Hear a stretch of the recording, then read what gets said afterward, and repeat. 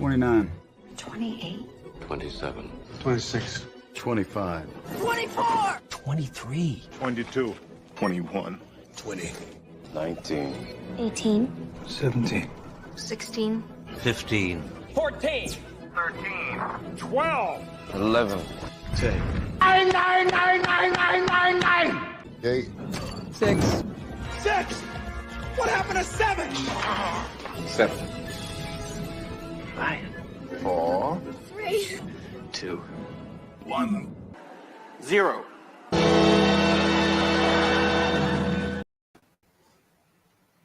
Hey! So it's not like I haven't been talking to Dave a good chunk of the afternoon because he's on the Gilded server, which is one of the benefits for being a paying member. I just can't figure out how to make the stream part of it work, and I don't have that kind of patience. So we'll wait till a few more people get here before we do this. If anybody, if Bees is still live, if one of you guys would do me a favor and stop in on his feed and let him know I would like him to hop in here because I can't seem to get a link to work on Instagram to send him an Instagram DM to come on here. So I'm gonna try it one more time, but we'll see. It says there's 3 people here. So who else here? I know Aiden's here. I know Spitfire's here. And I know Ethan's here. So, well, it looks like Sinister might be here too. Tonight, guys, I did not intend to do 2 catalog look-ats in 1 week. My plan was I was going to do these. I thought this out a couple weeks ago. I thought it would be fun. But the problem is I had someone I was hoping would be on, but it was tentative, and they said they couldn't. And I had somebody else that said that, yeah, he's like, yeah, if they can't all come on. And I got a message this morning saying, hey, I know I said I could be your backup, but I can't come on. And I was like, so I don't want to tell you who they are because I want to keep it secret. I don't want you guys really to know who it's going to be until like a few days before. Why that drives me nuts when my beard looks like it's all uneven. It's just got to be the angle I'm sitting at. So at any rate, that's where I was at with that. Sorry, I may have partaken a little bit of the Lucifer's shrubbery. I don't know. I talk to Polly maybe once a week, if that. And usually it's an inappropriate text of some sorts. So what we're going to do tonight is we're going to look at the... Man, I wish I didn't have to reach up there like that to do that. We're going to take a look at the Cold Steel catalog.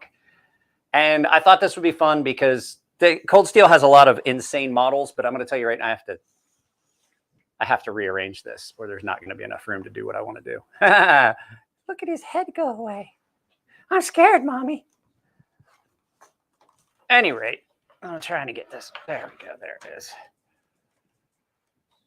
We need to get him in the server. I don't know about that. When you let Polly off leash, people have a tendency to get upset about it. I literally have had people go, look, your friend Polly, we got to have a talk about this. I'm like, what? He's like, yeah, he can't come here with you anymore. No, I'm kidding. Maybe not so much. So now I'm going to tell you, I got ready to do this and I kind of looked. Oh yeah, that's right. I was going to do another. I was going to try again to invite. I'll do this, Gmail. And I'm going to have to do it from my phone. Man, my computer's hot. Why is this thing so hot? I didn't get that. Could you try again? No. So I'm trying to get this taken care of. I think this might work. There we go. I'm back. I'm back. Degenerates. All the degenerates. Some more than others. So like I said, I'm going to try this one more time. I think this way is going to work. I tried to send a link to the live feed to Bees. And I don't think, I'm trying to see if it's sent to me. The fan is on. It's sitting on the fan. Nah, I keep this computer really clean. I think it's just I was editing, and I was using a bunch of the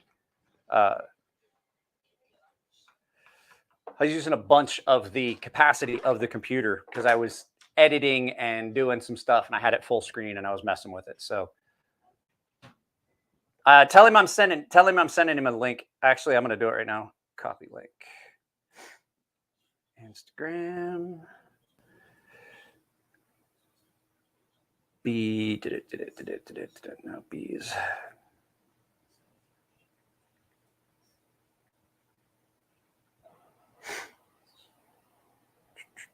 I think it's going to work this time. Yep, I was able to send a link. So there we go. This is my editing computer, and I keep it pristine. I put it in a bag when I'm not using it. I keep it clean because I don't want to have to spend the money to get another one. Okay, no name. I don't dig this. That could be anybody. So we are going to look at the Cold Steel catalog, and I was getting stuff set up before I had to go change the light bulb for my wife. That's why I was a few seconds late. I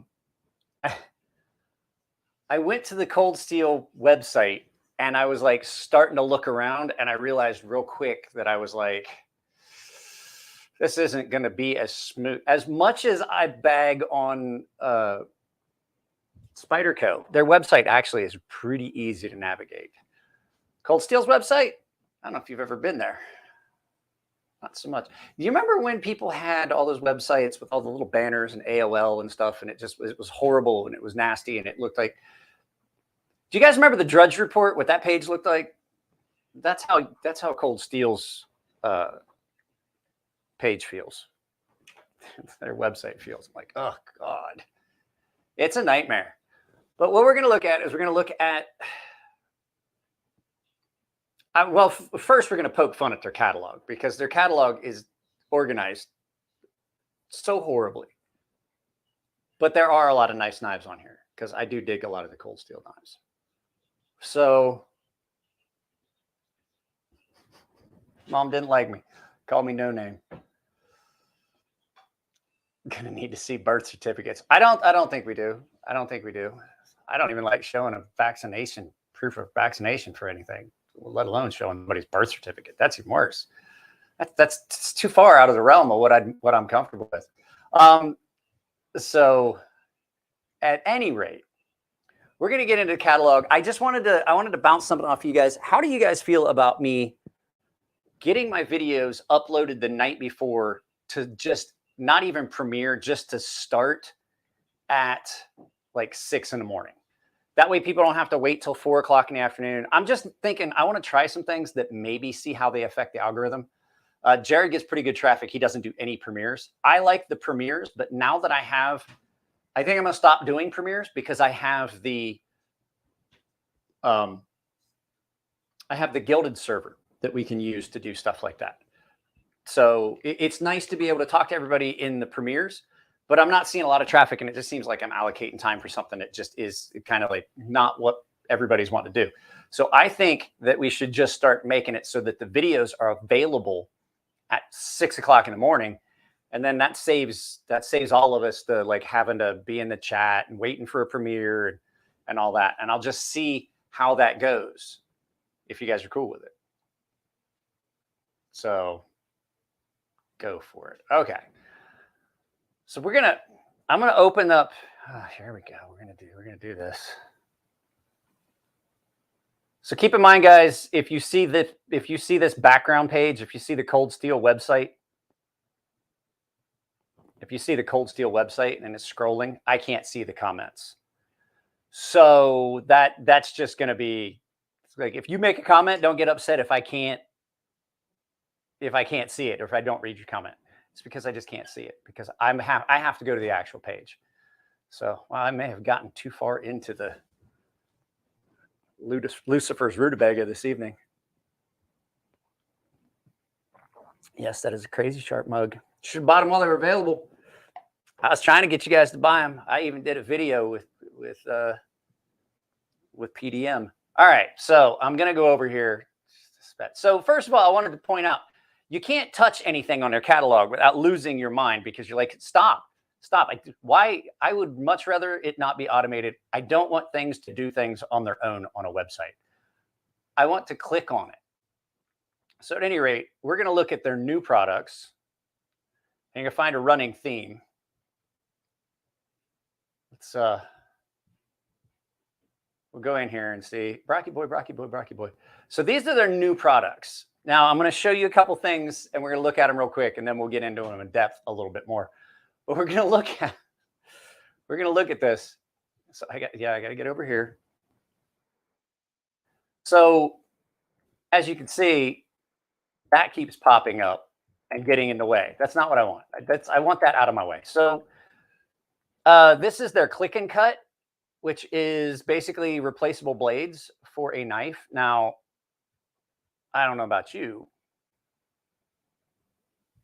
The idea of a big X-Acto knife is not something I want to pay very much money for. And the fact is, it's $31, but you got to buy new blades all the time. Let me see, will that do it? Nope. I don't like the idea of constantly replacing blades. I'd rather just sharpen what I have. It's cheaper that way. So they've got multiple blades. So if you're one of those guys that you wanted something like that, but that's $31. So that's not that bad. We'll click on it and look at it a little closer. But it comes with, there's 3 different blade variations. And so I know some people like these. I do know some people like these. I don't know about it for me. Because for me, like I'd just rather have a $31 knife and then just resharpen it. I mean, I'm sure I could probably resharpen those blades. But it seems to me that something like that is going to be something that might not hold up or be that great. Okay, I wasn't trying to go that far. So let's go ahead in here. Now they have this mini leather neck double edge spear point.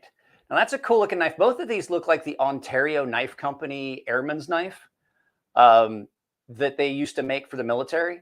And that's not a bad price. Those aren't bad little knives. Cold Steel's little fixed blades are not bad little deals. So let's see, what's the size on these? What are we looking at here? 8CR. Yeah, that's another of those things. Blade length 3.5 inches. Not a real big knife. It's not a real big knife. They are hot commodity at Cabela's.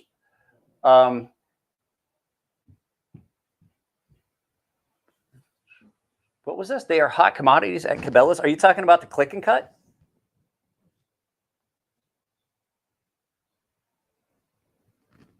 Yeah, I don't want to do the PDF. I'd rather do it this way. She said 9 inches was big. I mean, depends on which hole you're in.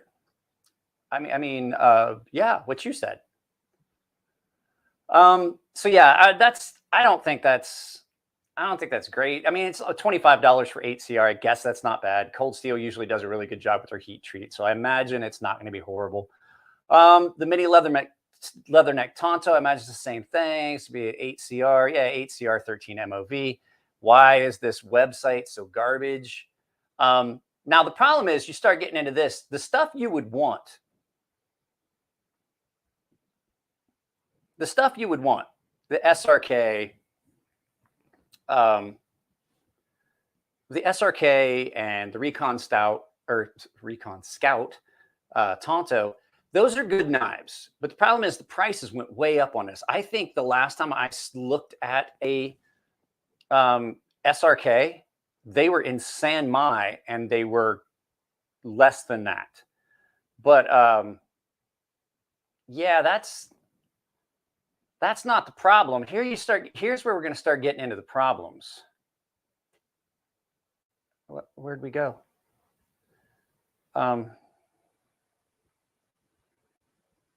Okay, so the SRK, out of stock.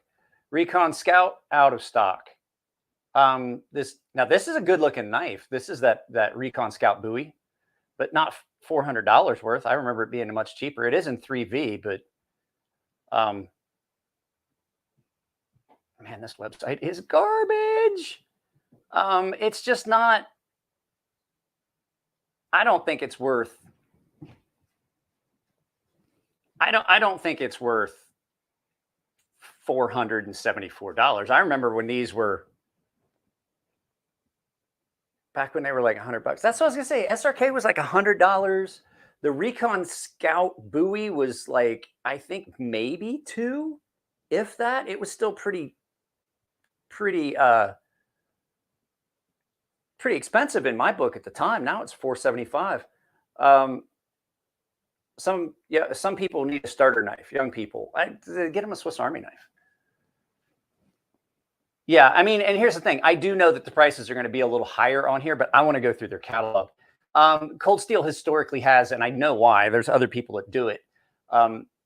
If you buy direct, they have to pay for somebody to do it. It's just cheaper. Basically, it's less of a hassle for them to have somebody to do packaging and shipping and things like that. So they usually just send them to vendors. So it's usually cheaper to get them on vendors. You're not going to find them on the company website for MSRP. You're not. You're going to find them at MAP. The Oyabun Limited, out of stock. It's a good looking folder though. Look in on this. This is a good looking folder. I didn't see a problem. It's got Lynn's name on it and everything. Pocket clip is probably going to be a nightmare, but it's not an unattractive knife. It's pretty good looking. Zoom that out a little bit. Yeah, I mean, that's not a bad looking knife. But once again, product unavailable. That's the problem we're going to see consistently through. You're going to see that consistently through this product catalog. So, gosh darn it, not what I wanted to do.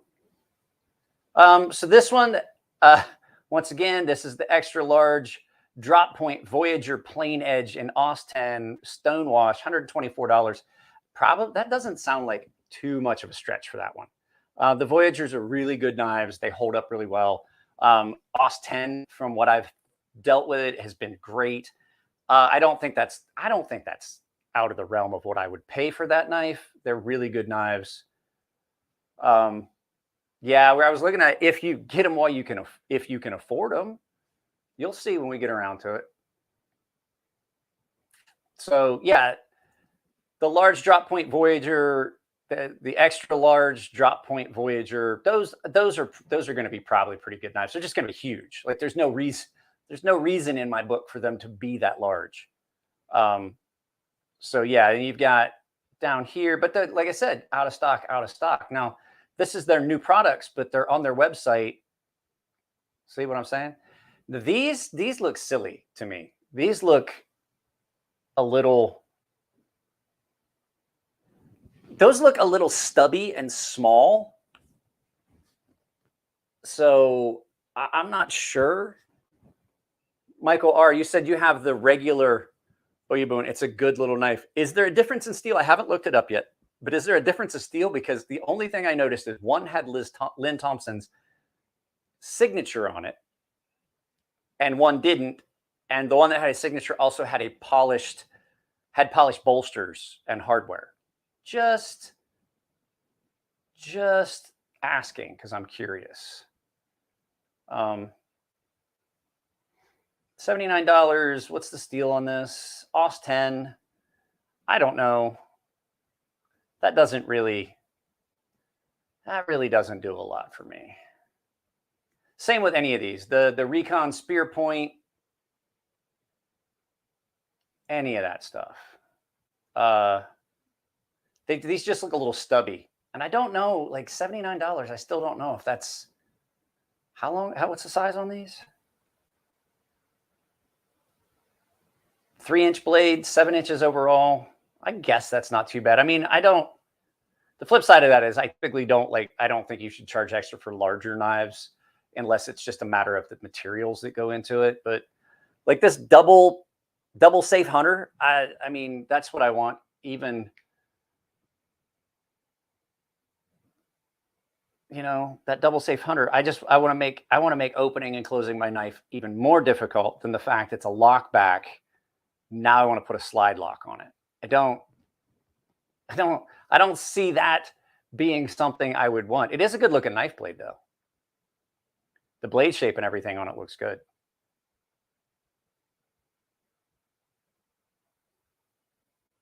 Good looking blade shape, but like I said, still not something I would want. The Tomwell Scalper Slock Master. I didn't want to go back like that. I didn't want to do that. Hang on a second, guys. This is what I want to do. He's a well-named bow hunter. I don't know if I like that or not. And it won't expand. It won't get larger. But I don't know, how's the blade stock thickness on it? Blade thickness, 3 millimeters. 3 millimeters. 3 millimeters seems a lot of.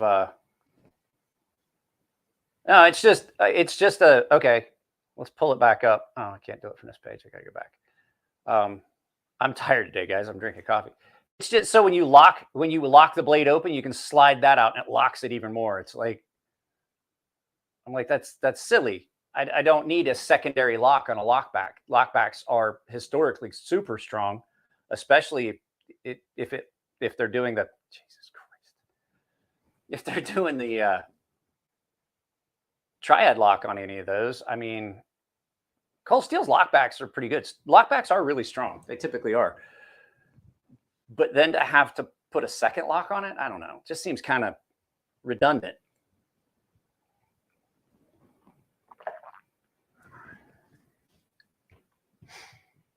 So, yeah, I don't like that. Now, the Natchez Bowie, you see that?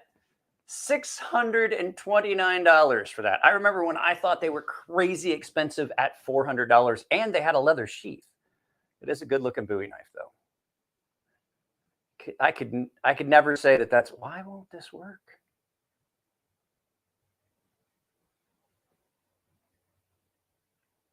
That's a good looking Bowie knife. You can't say it's not. They are really well done. I've seen them before. I've seen them in person. They are pretty, gosh darn it. They are pretty good. They are really, really good. So can't argue that. Then we get down a little further. They've got their Microflight mini blade throwing knives for like $9, $10. I mean, these aren't bad. Their throwing knives have always been cool. Yes, Michael R, $600. $600. Here's the thing. There is a knife that I bought from Cold Steel for $400 years ago, and I would still pay that much. It's no longer in their catalog. I was curious about, remember you guys heard me mention looking at the Cold Steel Anytime Anywhere website, Jay Demeter, I have to, because that's where I want to get all of the stuff. I'm not trying to go from website to website to find you guys the best deal. I'm looking at their website to see what they have it listed on their website. That's going to save me a lot of time versus having to bounce page to page. I know they're not street price, but I got news for you. MSRP is going to be close to $629. I'm telling you it will be, because Cold Steel only upcharges a little bit, not like crazy amounts. I'm not... Okay, hang on. I'm not trying to do a price comparison, find you guys the best value. This isn't a shopping spree. I'm just simply looking at the... Oh, never mind. You weren't talking to me. I thought you were talking to me. I see what you're talking about now. I'm sorry, I can't see all the... My bad. I did not mean to sound as though I was about to rebuke you, because I was. I just wanted to explain the point of this is we're just going to look at this catalog and look at the silliness. Sorry, back to the previously scheduled enjoyment. My bad. So these mini throwing knives, like I said, Cold Steel's throwing knives have historically been pretty good. Product description, blade thickness, overall, I don't see a material. They're steel. I would imagine they're steel. I don't think that they did these out of like G10 or anything like that. The Black Fly mini blades, these aren't, we're looking at $9. This is weird. I got news for you. This is the weird, here, let's go ahead and pull it up. That is the weirdest looking push dagger I've ever seen. Like, it doesn't, why does it do that? It doesn't even look comfortable. It really doesn't look comfortable to me. That is Mike's cabbage head. Yeah. No, it's okay. It's okay. I got mixed up. And why is okay? I have to. I saw the original Chaos, the Chaos trench knife. Hang on a second. I got to do something here. I got to prioritize this machine. It keeps telling me that we have a poor connection. But yeah, I remember seeing the original Chaos trench knife, and I was like, that's pretty cool. So these are, you are correct. These are ridiculous. That is silly. Now this is too expensive, but the Formax is a good looking knife, but it's not $500. I mean, seriously, I mean, I'm looking at it. And I'm going to tell you right now, it's a typical Cold Steel. It's going to be Hot Spot City. It's going to be Hot Spot City, and it's just going to make me mad. I'm going to get one in to look at eventually, and I may change my mind then. That is not an MSRP of $500.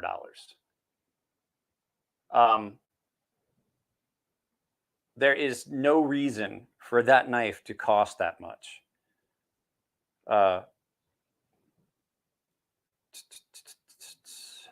got to pause a couple devices and then. There's like the Chavez. Oh yeah. So there's no reason for that knife even to MSRP be listed that much. It just doesn't. I don't know. That's not a $500 knife in my book. The Silver Eye Spear Point, $269.99. S35 VN steel. I don't know. I'm straight. It's a handle material on it. Carbon fiber handle. At this point, carbon fiber shouldn't cost you that much more than some of the other handle materials. 8015 light, $159. Actually, that's not a bad price. Let's take a look at it.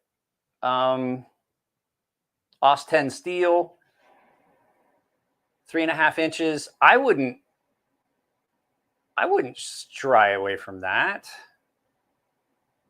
I wouldn't say this blade sucks. Which blade?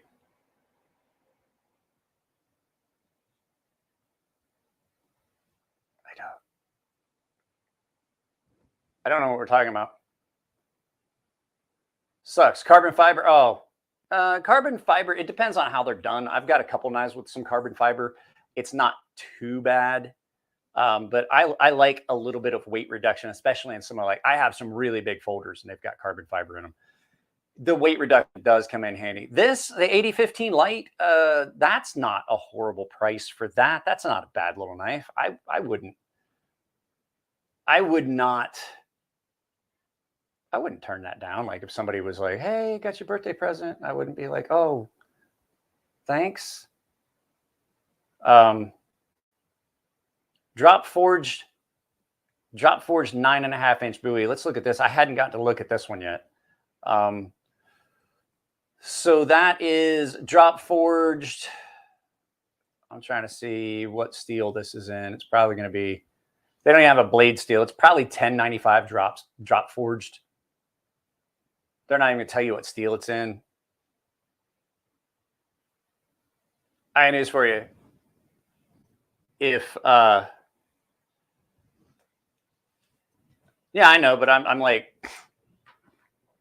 just looking at what MSRP. Even if they sold it at that, if that was the price on Amazon, that wouldn't be too much for it. This I don't trust. I don't trust this to pay $139 for a knife that I have no idea what the steel is. Is it 1095 drop forged like their axe heads, or is it something else? Because I don't trust that 51200 or 52100. Yeah, but see, I don't know that. It could be some of one of the other carbon steels that they're just using as a drop forged. So you know, I don't. Sorry, I bumped something. I don't trust it. 5160. Yeah, but still, like I said, I don't trust it enough to not know what it is. Pay $139 for it, and things like that. It's like I don't trust that. The same reason, like somebody asked me, like, "Oh, you buy crypto?" And I was like, "I have some crypto, but I don't trust it. I don't think it's a viable option, really." And they asked why. I was like, because if it was, porno sites would use it, and you can't use it there. And if they don't adopt it because they're always trying to get money, then I don't trust it. I heard somebody else say that. So, yeah, I don't know about this one. I'm not sure. We go back to this. Then you got, this is what we were getting ready to talk about. Now it's out of stock, but holy crap, guys. $764 for their MSRP on their website. $764. Like real ones from Nepal don't cost that much. If you get a real one from Condor and have them like send it to you and have it made in Nepal, I think they have a true Nepalese version, and then they have the ones that they make somewhere else from Condor. So, you know, I'm like, that is ridiculous. Hey, cat. No, come back over here. I don't want you over there in my stuff. Sorry, I'm talking to the cat. Somebody do me a favor, because now I am curious. Tell me what this is. Oh, you know what? These aren't available yet. This is a coming soon item. So you wouldn't even really be able to find them on a vendor. If you can find it on a vendor, find out for me what the CPM 3V Gurkha Kukri Plus 2022 version is going. I mean, they got rid of this for a while and they just brought it back. So the original Uyabun is in what steel? Okay, so this is in 4034 stainless. So, okay, yeah, it's definitely not. I just thought maybe that they had charged putting Lynn Thompson's name on it and charged you a bunch. Hang on a second. The cat's into something. Cat, knock it off. I'm busy over here. I'm trying to get stuff done. Come on. Quick. You're tearing up my shipping boxes. I don't want to have to order more from the post office yet. I have a Gurkha Kukri in 012 steel, and I have to say it's unbelievable, amazing. Paid $200 to $300 for it. Yeah, that's what I'm saying. That's too much. Hey, come here. Come here. Aiden hasn't got to see you for a while. Come here. Come here. Aiden loves to see you. Come on. Come here. Come here. Come here. Oh, come here. This is just for Aiden. He didn't want to come up.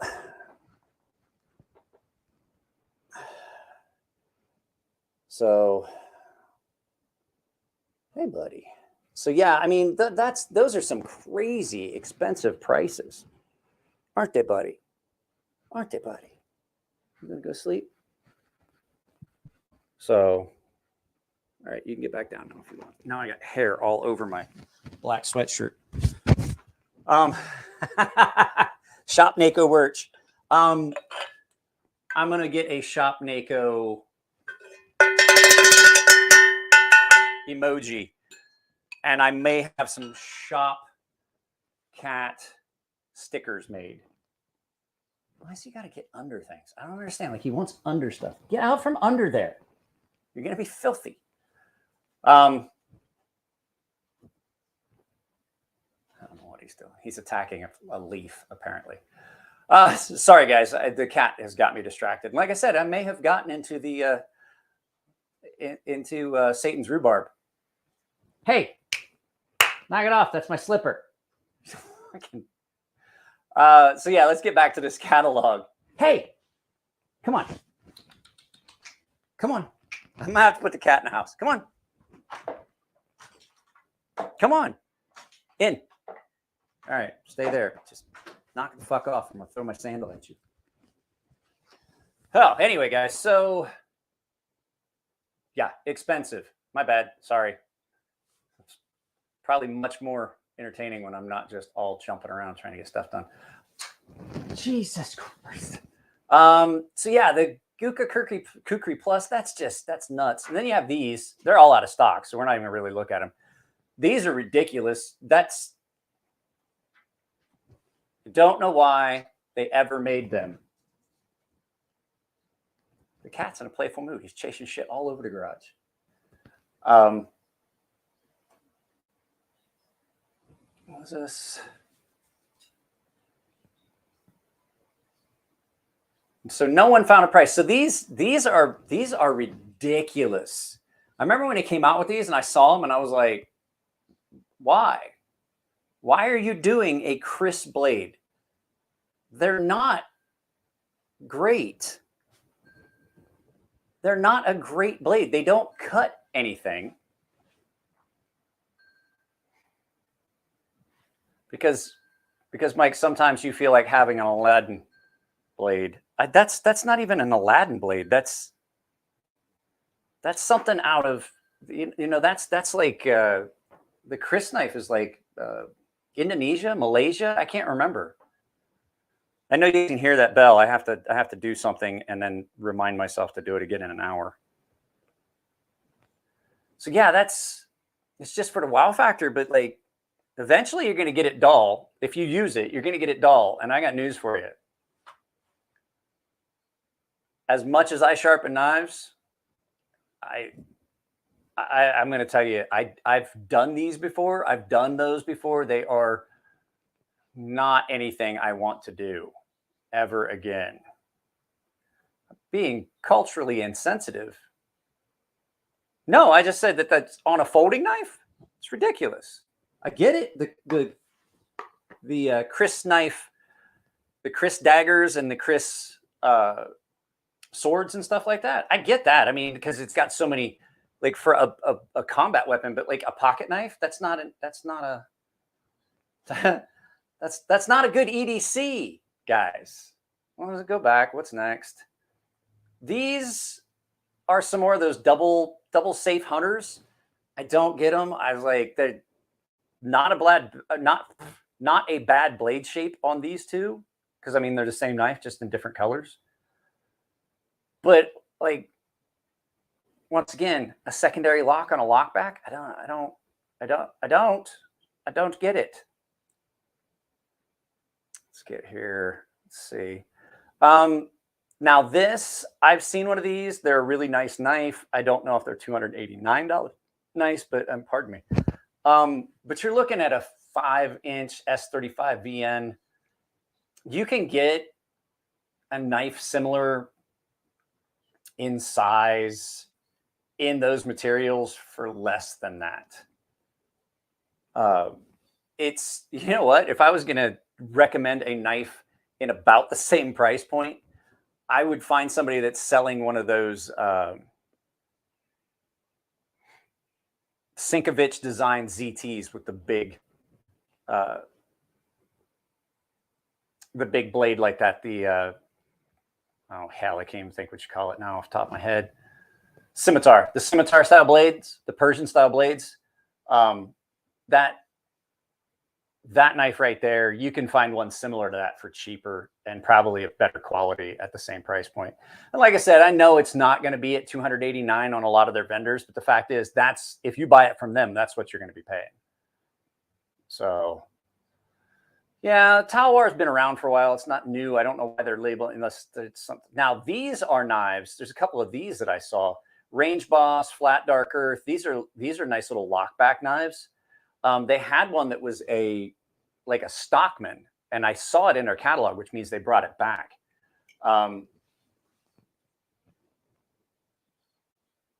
I said they're a good knife. I've seen them before. I just don't think that the Talware is worth almost $300 compared to other knives you can get at the same price point with a good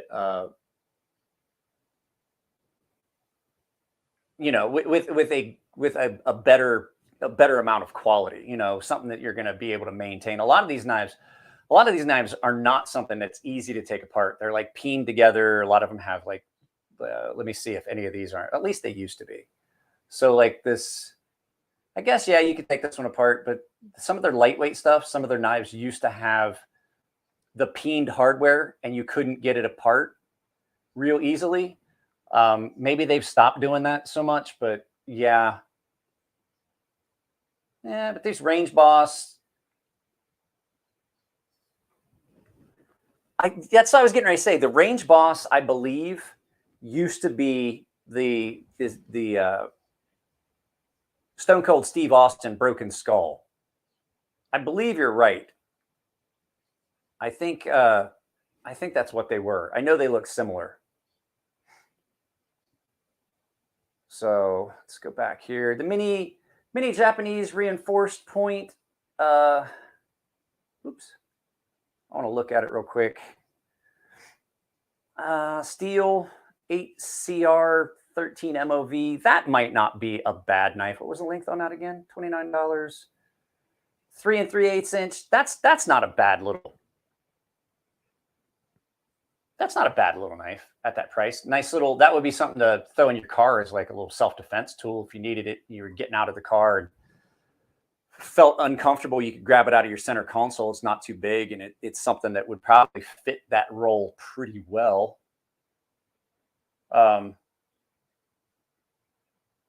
Yeah, I'm not impressed with the thing I was hoping. So we'll get into it because I'm looking at a lot of this. We're looking at a lot of this and we're seeing where it's product coming soon or product not available or out of stock. I was really hoping that GSM was going to help them get back to when they could have items in stock a lot that people would enjoy. This mini Japanese Tonto point, it's the same knife as the one above, except there's just a little bit of difference in the blade behind. It's a Japanese Tonto versus an Americanized Tonto. Trailmaster. Once again, the Trailmaster, you're looking at $539. The Laredo, which is really similar to the Natchez Bowie. These are both like outrageously priced. Even if it's $100 off. Even if it's $100 off of that MSRP, that's still a lot of money to be tossing. Oops. To be tossing into a Bowie knife. Don't get me wrong, they're good looking. They are really, really good looking knives. I just don't see spending that much. You know what I mean? And then you have the Master Tonto. That's a very attractive knife. Let me look at it. It's a CPM 3V. I have handled these and they are really nice.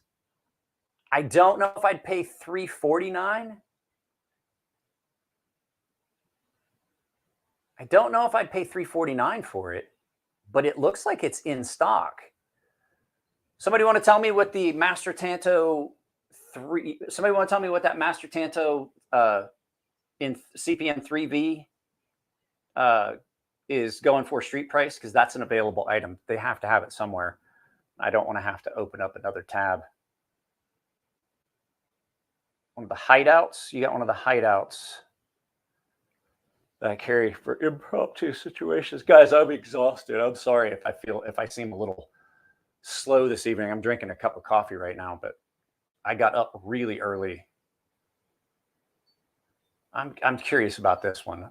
We'll go back. I'll come back and check here in a second. So yeah, we're not even on their new products. Somehow we made it off of new products. These are their new products. So you can see there's like 56 items. You can see their new products, and some of them aren't really new products. There's stuff that you've seen from them before. All these blades, all this stuff. We already looked at all this in the course of what we're doing. But this is basically, the way their catalog is set up too is really weird. This is what I was going to get to. It's really hard. It's really hard to see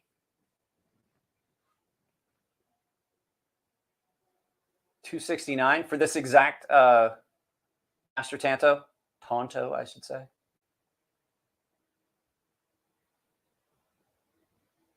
$269 on Knife Center. Okay, that's not bad. I mean, I know they're inflated prices on here, and I was like, even if it's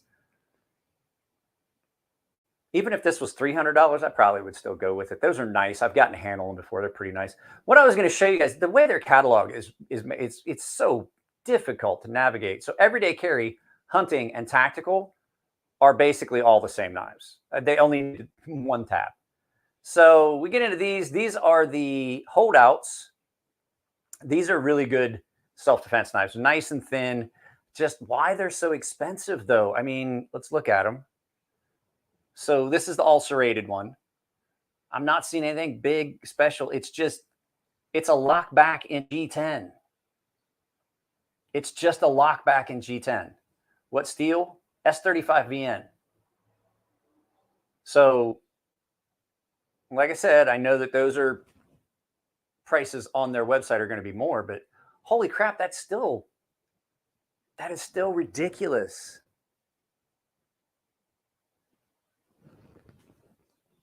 That is way too much for those knives. How come you guys can't see? Oh, because I have a comment up. That's why. So yeah, 254, 137. I mean, that's a lot to pay for a knife that's really not that great. Like this one, 3-inch plain edged holdout. That's ridiculous. I 100% recommend one of these all day and twice on Sunday. This is one of my favorite. This is one of my favorite small fixed blades ever. I've had 3 of them now. I think I'm on number 3. You can't go wrong with this little Super Edge. They are incredible.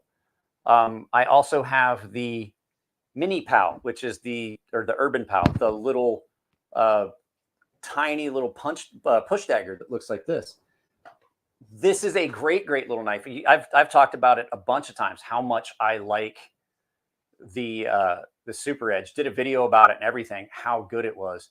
But still, like, it's a very one purpose thing. I do like the fact you can put it on like a zipper pull, but they're great. But still, like, is $30 for like just a little tiny knife like that? Is that something you want to pay?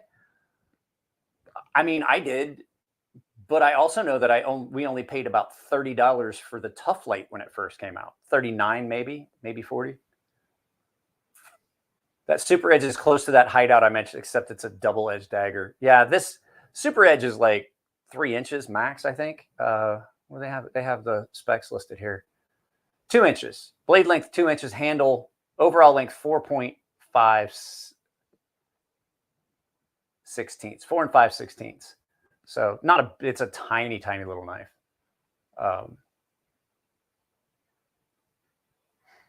Let's go back here. But then, like, yeah, okay, so 3 blades. There we go. 3 blades for that click and cut, $19.99. So, yeah, you're only paying $30 for the knife, but then the click and cut blades are $19 for every 3 of them. And you know they're going to be in crap steel. They're only going to hold an edge for a little bit because they're marketing on you buying those blades. And apparently a lot of people do, because I remember when this came out, and it's been a while, and I'm surprised that they're still able to sell those click and cuts. It's like King Gillette and Gillette, they don't sell you a razor. They give you the handle. You don't really pay for that razor that you get. You're paying for the blades. They know you're going to hold on to that stick. They'll give it to you basically for free, because what they're selling you is the blades. So if you figure you buy that, you buy that it was $29. You pay $30 for the knife with 3 blades. That means that the knife itself only costs $10. So they're not selling you that knife. They're selling you these blades. It's the razor model. A lot of companies use it. We're going to give you this for free, but you got to buy this to use it. You know what I'm saying? It's kind of ridiculous. It is a good business model. A lot of people make a lot of money using the razor model. Here is the knife. Here is a knife I wish I had never gotten rid of. It was silly. I never used it. I couldn't carry it for anything really to speak of. But I sold it, and now I don't have it, and I really, really enjoyed it. It was just so much. It was fun. It was so much fun. Yeah, Gillette came up with the razor model. I mentioned I did that. I did a whole video about the, Bob, you remember when I did the whole video about the straight razor model? Or the reason we don't shave with straight razor anymore, and the business model that goes with razors? Remember that super expensive juicer that you had to have it online, and you had to order the packs from the company, and they were like, oh, you bought the $700 juicer with a subscription, and it would only juice packs that came from their company. And then everybody found out, they're like, oh, well, you can't juice them without the machine. And everybody found out the juicer worked. It worked better actually to squeeze it out by hand. Double Agent 2 serrated, same thing. There was a Double Agent 1, and I don't think they make it anymore. Like I said, Code 4, not a bad knife, $149. I imagine it's a good bit cheaper on some of the other websites. I probably would go with the Spear Point. And I'll tell you why I would go with the Spear Point. Nothing. I don't want to piss anybody off if they're Cold Steel fans. Cold Steel screws their swedges up every time. They're all on the line, and then no matter what you do for sharpening, you look down at the tip, and one swedge is higher than the other, and it makes your point look wonky. No matter how equal the point is on that knife, no matter how much your angle was consistent all the way up to the very point, the fact that swedge is ground in wrong makes it look weird. And I've sharpened knives for people like, well, you didn't get the tip straight. I was like, yeah, I did. I guarantee you that angle is about as straight as you're going to get it, or as straight as anyone's going to get it freehand, I should say. I want you to look at the tip and look and see where the grind lines match up with that swedge, and that's what's making the tip look weird. So that's the reason. Like, I'm not saying that clip point is not a good looking knife. I just don't trust the swedges, and having that uneven tip just would drive me nuts. So I probably would go with a Spear Point. The Lucky, guys, you can go to so many other websites and find a double-ended trapper or knife similar to this for so much less. There's some, I think Case still makes a couple. The Case Yellow Jacket was a good little knife. Even if it's like 20, even if it's like $100, and because this is not the price it's ever going to be anywhere else, I still think it's just that's too much, especially one of it's serrated, one blade of it's serrated. Nah, that is not for me. Not for me. I wanted to exit and go back. So you got the Lucky, the Spike. I gave my Spike Tino. The Spike series actually were kind of cool.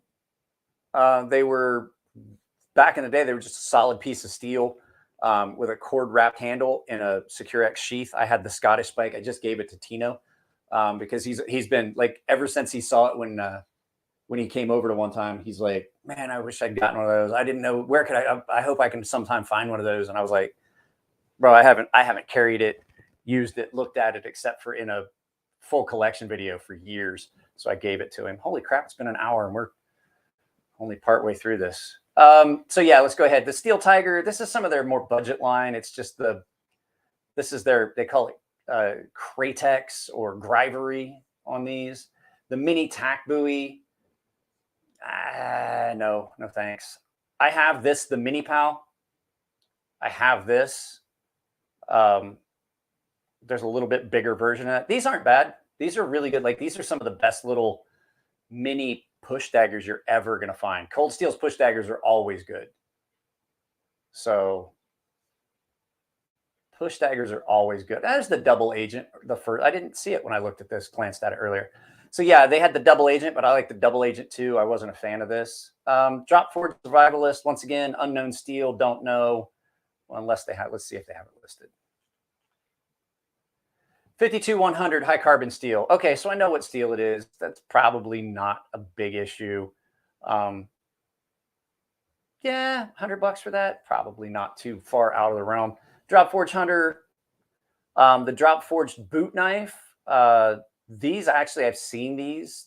I've seen the boot knife. They're not bad looking. Master Hunter and Sanmai out of stock.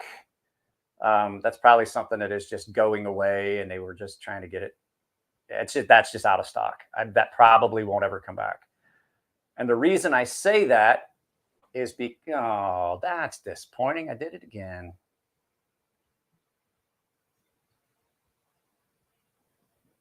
So, where were we? Yeah, I mean, that's probably a good steal. But I'm pretty sure these are going to go away because the Pendleton Classic is nowhere on their catalog that I saw on here. Nowhere that I saw it. Here's another of those spikes. This is the Tanto spike. You have the drop point spike. You have the Bowie spike. They don't have the Scottish spike anymore. It was just a really thin little knife. I liked it a lot when I carried it. I just don't carry it anymore. The Hideout. Is that the one? Is the Hideout the one that you were talking about earlier?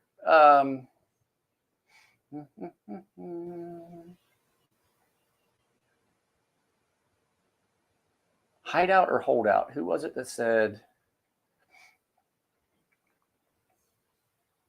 Somebody said they had.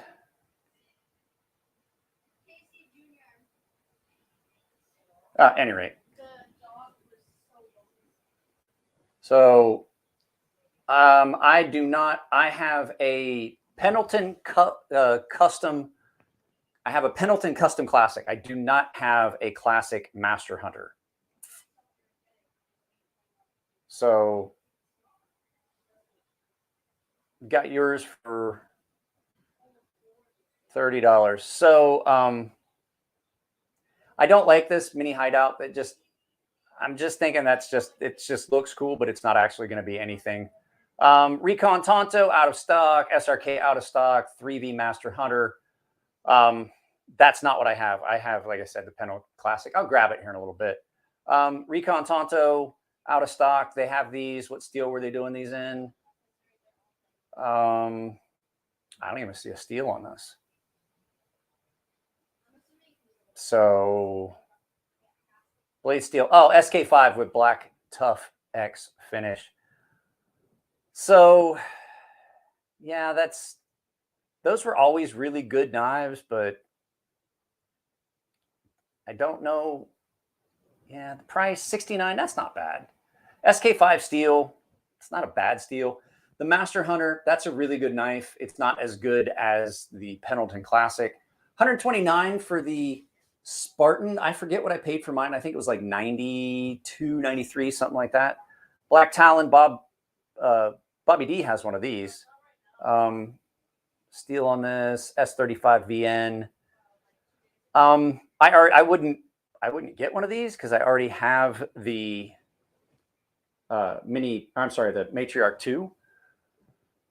But I do have to say that Cold Steel's little thumb post, the thumb plate, actually does a better job to wave the blade than the actual wave feature does. It's actually really good. But I wouldn't get, like I said, I wouldn't get one of those because I already have that Spyderco. And I'm not necessarily a fan of the wave feature. The Spartan actually will wave off of a pocket really easily. It'll do it off a pair of track pants.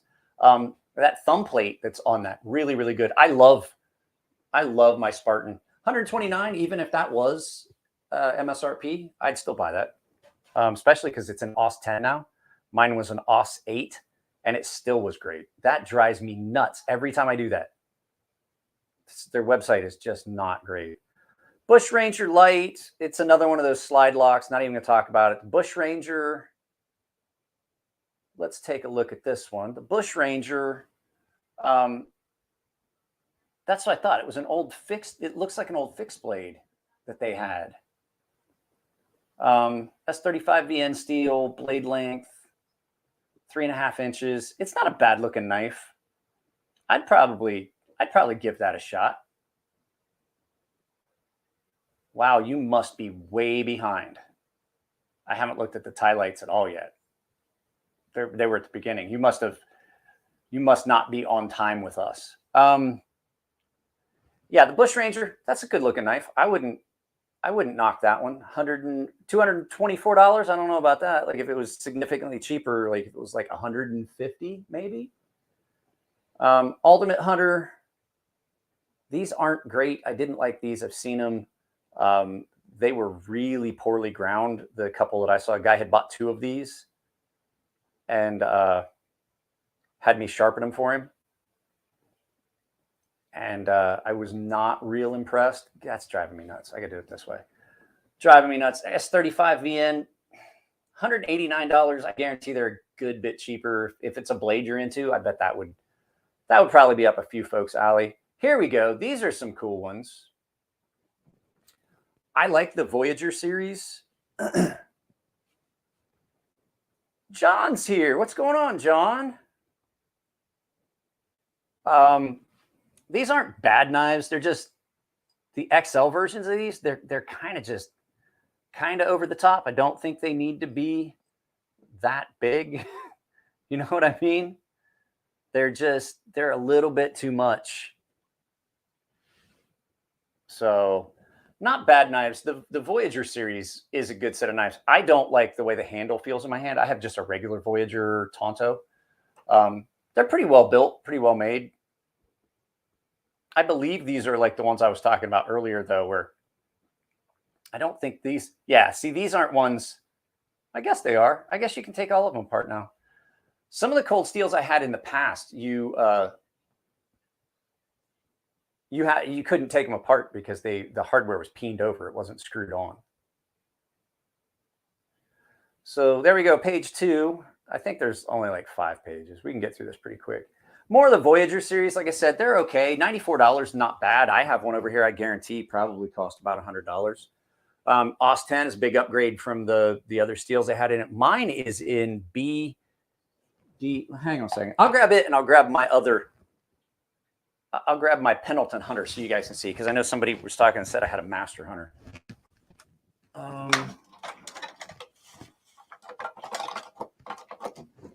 Here's my Voyager. Got it in my hand, and I'm coming back in a second. And then I've got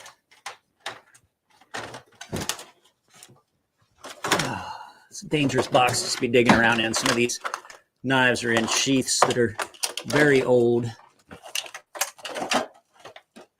I'm serious. I'm coming back, guys. I honestly am. There it is.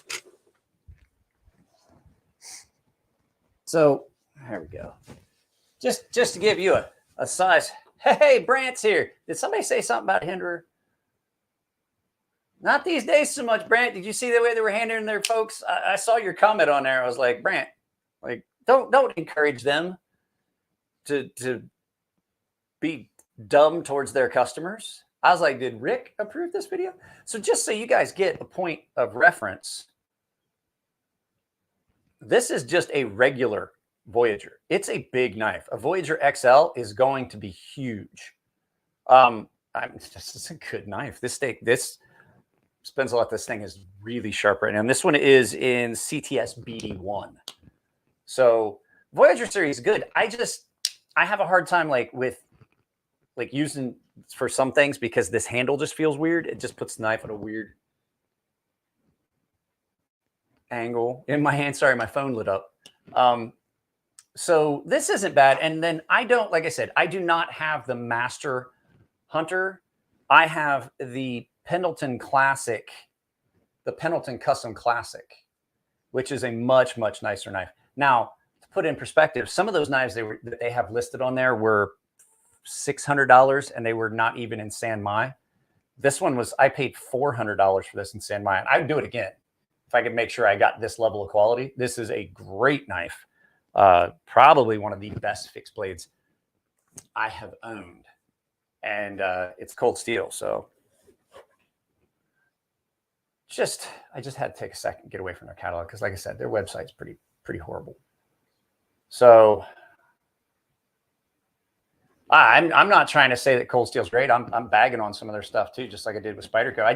I had a guest that was a maybe, and I had somebody that said, okay, I guarantee I can do it if they can't show up. And the original guy was like, Yeah. No, I can't do it. So like if you have that backup ready, and I was like, cool.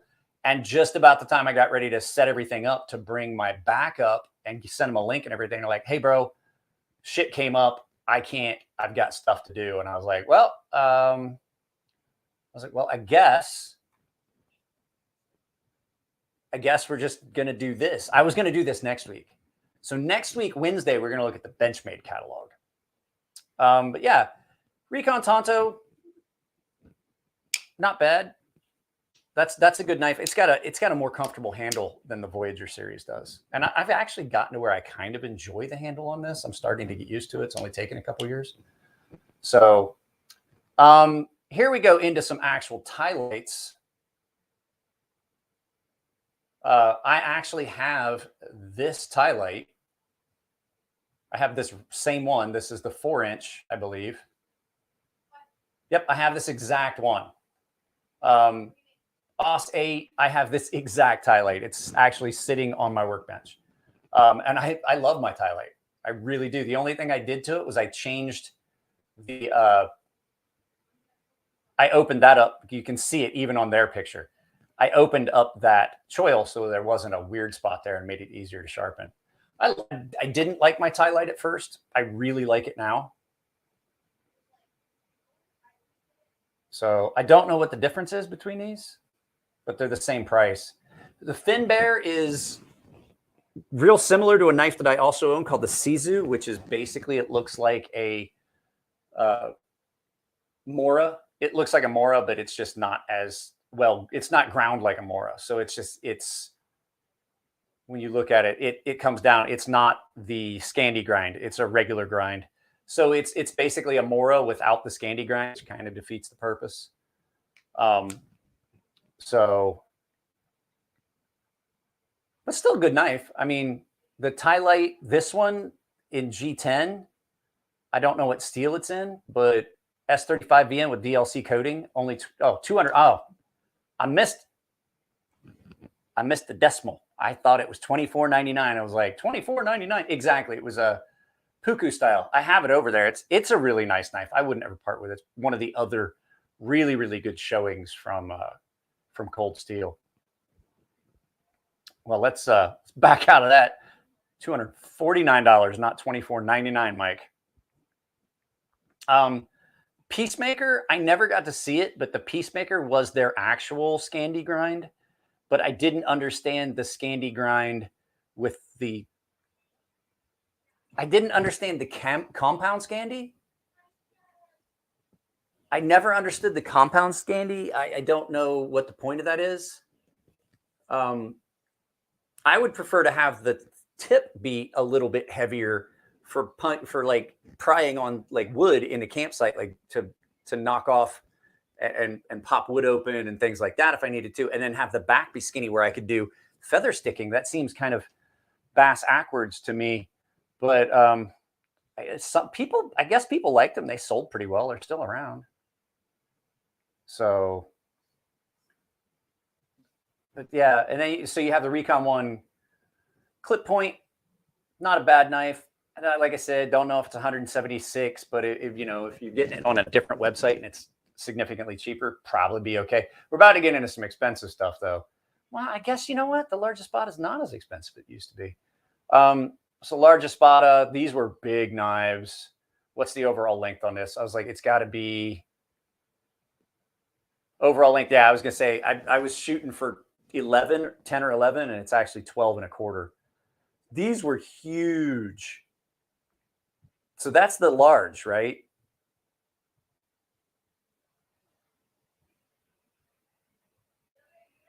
I'm being so nice.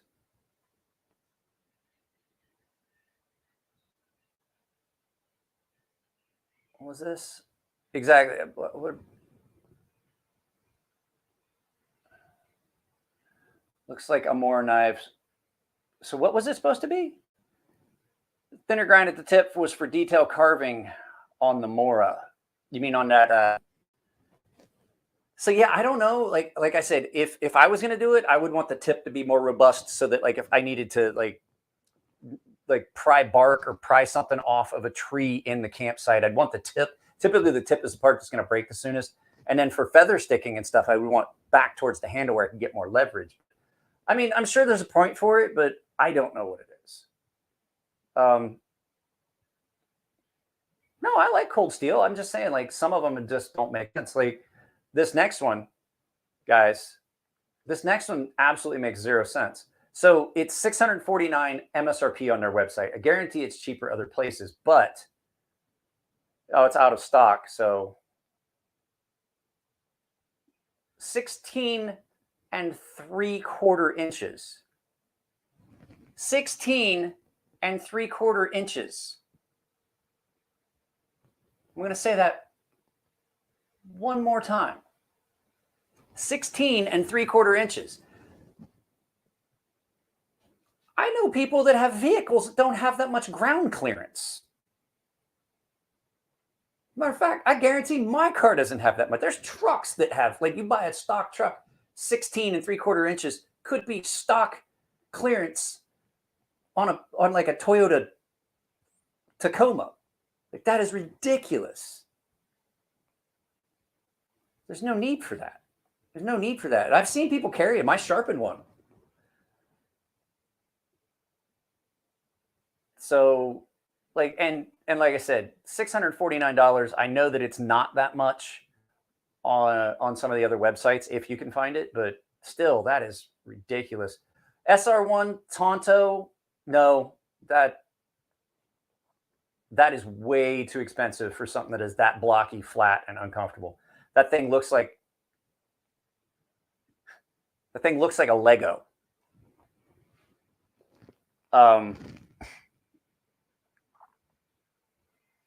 Yeah, that thing looks like a Lego. It looks like something that is out of the Lego movie. That does not, I guarantee that is uncomfortable. I wish they had an image of how wide it is, because usually when they're like that squared off and blocky, they're really thin across. Let's see how. Weight, blade thickness, blade length, blade steel, handle length. They don't have I guarantee it's one of those really thin ones just by looking at it. And it's because you can see the scales are not real thick. So that's not going to leave you much material. That's going to be uncomfortable. That's going to suck. Like, that's the first one I've seen so far that I'm like, yeah, that's stupid. Well, no, there was a couple others. The crisp bladed. Would you stop? Please. Knock it off. Power cord for my new battery bank. Stop it. I'm gonna have to put him. Yeah, that looks hideous. So they have more versions of that. We're not gonna look at them. I'm not a fan of it. You have the FX Taipan, which is, so these are weird because these are their nightshade blades. And they say never rust, warp, crack, splitter in even the most challenging environments. It's because they're plastic. They're plastic. I got to put this cat in the house. He's going to drive me nuts. All right, come on, go in. Go in. You're driving me crazy. So that's they're I forget what they made them out of. Let's see here. Do they have it listed? Grivex with Cray-X. So basically it's Grivery or Kraton or whatever those things were they made. Like I'm not saying that these wouldn't work as a self-defense thing or any of that, but I'm also saying that looks, I'm pretty sure if you buy a knife that will not show up on a metal detector, if you're buying stuff like this, I imagine you wind up on a list somewhere. Just saying, you know? Is it just me or the price? Yes, the prices have definitely gone up. I was hoping that they would stay more steady and more items would be available. But I did a quick peruse of this. I would say about 40% of their catalog is out of stock. Either production pending stuff, or they're just not, they just don't have it. And I imagine that there's a handful of these items that I do like that are listed as out of stock. I imagine they're just going away. Taipan, the Ranch Boss. This is one that's kind of cool. This is an actually scaled version of that one that used to be. I think this is a smaller version of the what was it? The Broken Skull. But this has a liner lock on it, so it's a traditional nail nick knife with a liner. I had one before, a knife a lot like this once before. It was pretty cool. I liked having the liner lock. It gave you both. But these are pretty nice. I wouldn't mind getting to see one of these. That's something that might be up my alley. Let's see here. The Finn Wolf Blaze Orange, that's basically a folding Finn Wolf. I don't like it. The Counterpoint is just, it's basically a different, I mean, it's basically, the Counterpoint is another branding of this. So, you know what I mean? You got the Tylate, which is a stiletto type. And then you've got the that one, the Counterpoint, and the only difference is it's a couple inches larger. Here we'll go, but I mean, this is a 4-inch blade, so I forget what this winds up being overall length. I think that is just like a 6-inch blade, so it's a little bit bigger than this. But I mean, for all intents and purposes, they're the same knife. It just doesn't have the quillions on it like this one does, which means that you can't wave it off your pocket. This actually waves pretty well off your pocket. That quillion catches. Was this Patina Turner? I'm pretty sure there's a clause in non-metallic blades. Kershaw mentioned it. Non-metallic stuff they did had to have sort of some of metal in them so they could be passed through metal detectors. It does, but it doesn't really say how you have to do it. And if you go back to we'll go back to it. I'll show you right now. If you go back to it, which means I got to go to the other page. It has a metal ring. That's how you get past. It doesn't specify. I remember, because don't forget, I work physical security, so I had to stay up on like things like this, and we set up the metal detectors and stuff for events, and we set up the events, and we taught the kids how to do it and what to search for. The caveat that is you can get away with just having a metal key, like that key ring on it, because it's metal, so now it has a piece of metal, and all you have to do is take that thing off. You can still, yeah, I know you can still find some of their Aussate stuff. I'm just looking at their catalog. Oh, Bees is going to be here in a minute. That'll be fun. We're going to look at this together. So yeah, I mean, that there's a caveat to that. But like I said, these aren't the Counterpoint XL. I mean, it's a lockback version of this. It really is just a lockback version of this. And I just don't see, you know, Urban Edge. Urban Edge is a nice little, hey, Bees is here. You gonna say hi? Sorry, bro. I had to bounce in and out. I was trying to bounce in and out from scrolling on this website. What's happening? Howdy, howdy. What's happening? Mrs. Bees is here too. Mrs. Bees is here. I'm drinking coffee because I got up really early because we were really busy. We had to hang on a second. Let's do this. I need to find my cord for my headphones. So I had the wife's car was in the shop, and we only had my car, and so that meant that I had to finish editing, upload a video, film, take my wife to work, take my daughter to her physical fitness thing, because she goes to a school, an online school, but she has like 2 days a week in person. Mm-hmm.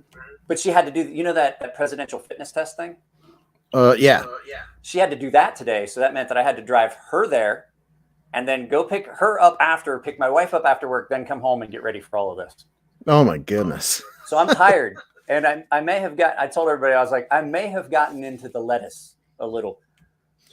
Now, the devil lettuce. Now we're getting an echo because you probably, I don't know. I'm not getting an echo. Are you getting an echo? I'm hearing the echo at your place. I'm hearing myself echo at your house. Or I was. I don't know. You probably have the volume up. Let's. Well, I got to be able to hear you. Well, yeah. Hang on a You know, second. Let me see. what- Let me see. what about let me your cur- big let me old turn the gain headphones? down on this? How's that? Is that better, guys? Hello, testing. Yep, that did it. Yeah, I had the was just gain volume. turned all the way up on my microphone. You still sound wonderful. Thank you. You're welcome. Yeah, It's the mustache. It's the mustache. It captures the sound waves as they come out. Makes them sound great. okay. Speaking of which, have you ever like you get a fuzzy or something tickle your nose and you go to try to blow it off and you can't because your It's the mustache. mustache hair. I was dealing with that the other day.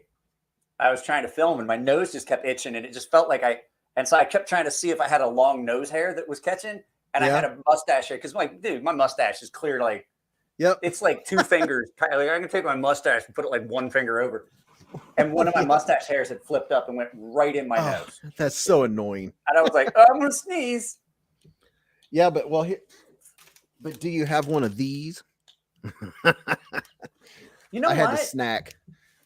Everybody's not gonna believe this because I do partake of the jazz cabbage a lot. Right. I'm not big on sweets. I've never been a sweets guy. Like I don't think we have any candy in this house. Yeah. I've never been big on sweets. I even when I have cake, it's gonna be something like German sweet chocolate that is not super sweet. Right. I just never have been a big sweet. I think it's because I grew up poor. We just didn't have money for it. Do you like dark chocolate? I do. If I'm going to eat, as a matter of fact, I'm more inclined to not even buy dark chocolate.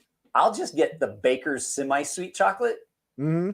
and eat that because it's cheap and it's even more bitter than dark chocolate. It's really good. I love that stuff.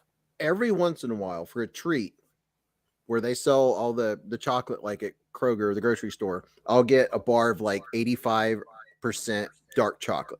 You get percentages of dark chocolate. And I like that bitterness. Yeah, I do too. I actually, I will put it in my coffee, like the Baker's chocolate. The really, like almost bitter. Mm-hmm. I drop it down in.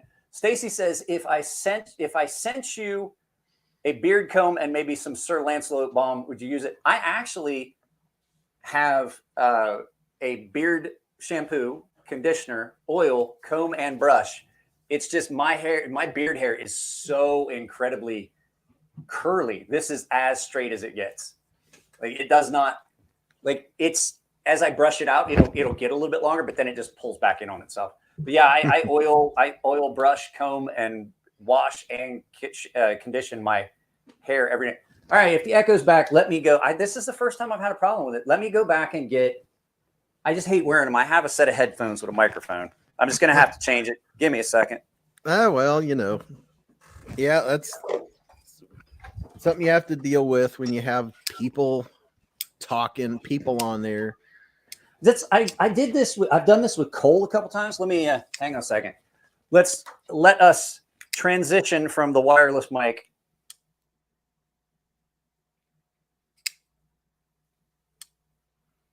Dun dun dun dun dun dun dun.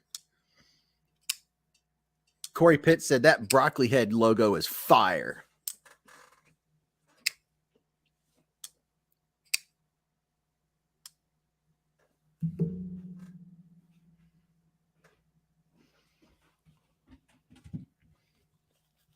I hear my dog going nuts. Yep, can't hear you, Broham. Bees has a resounding effect on people. What's up, Todd Carr? Aiden? Okay, can you hear me? Oh yeah, loud and clear. Is the echo still there? No, testing. 1, 2, 3. No. They're broken. No, I can hear you. No, it's because when I plugged them in, it didn't convert over to the microphone. I couldn't hear anything through the headphones. It's like the headphone jack on those is broke. Oh, no way. They were like $12. Oh, really? They were- Okay, I feel better now. Yeah, it was a company. It was a company that came out and they were trying to get people to test their products, and they weren't going to give them to me for free, but they're like, oh, this is a new website. Like if you want, like, because I had a YouTube channel, and they were just like, if you like them and you give them a review, you know, we'll give you like a coupon code. Right. And so I got them. Like they were like, if you leave a review, good or bad, we'll give you a coupon code for like 50% off. And they worked pretty good. The cool thing about them is if you plugged them into the USB port, they lit up, and that stopped working shortly after. But I don't think that company's even around anymore. I don't think you.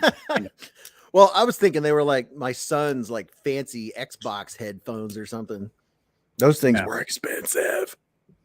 That's what's irritating me. This microphone, this wireless lapel microphone was not cheap.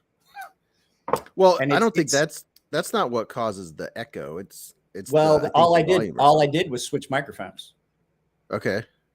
So that tells me that this is the culprit. So you think it's just picking up too well? Yeah, I think that's what it is. I didn't have an issue with it when I had Cole on the other day, though. It might be I might have screwed up one of the settings on it or something like that. So There's who so many knows? settings. So many settings on everything. Right. So- And I've gotten to that point where I'm that older dude that doesn't like trying to figure out. I built a Discord equivalent for my paying members. Okay. On, I heard you Guild. saying something about that. Yeah, I And- did that. I wanted to offer another perk to my paying members.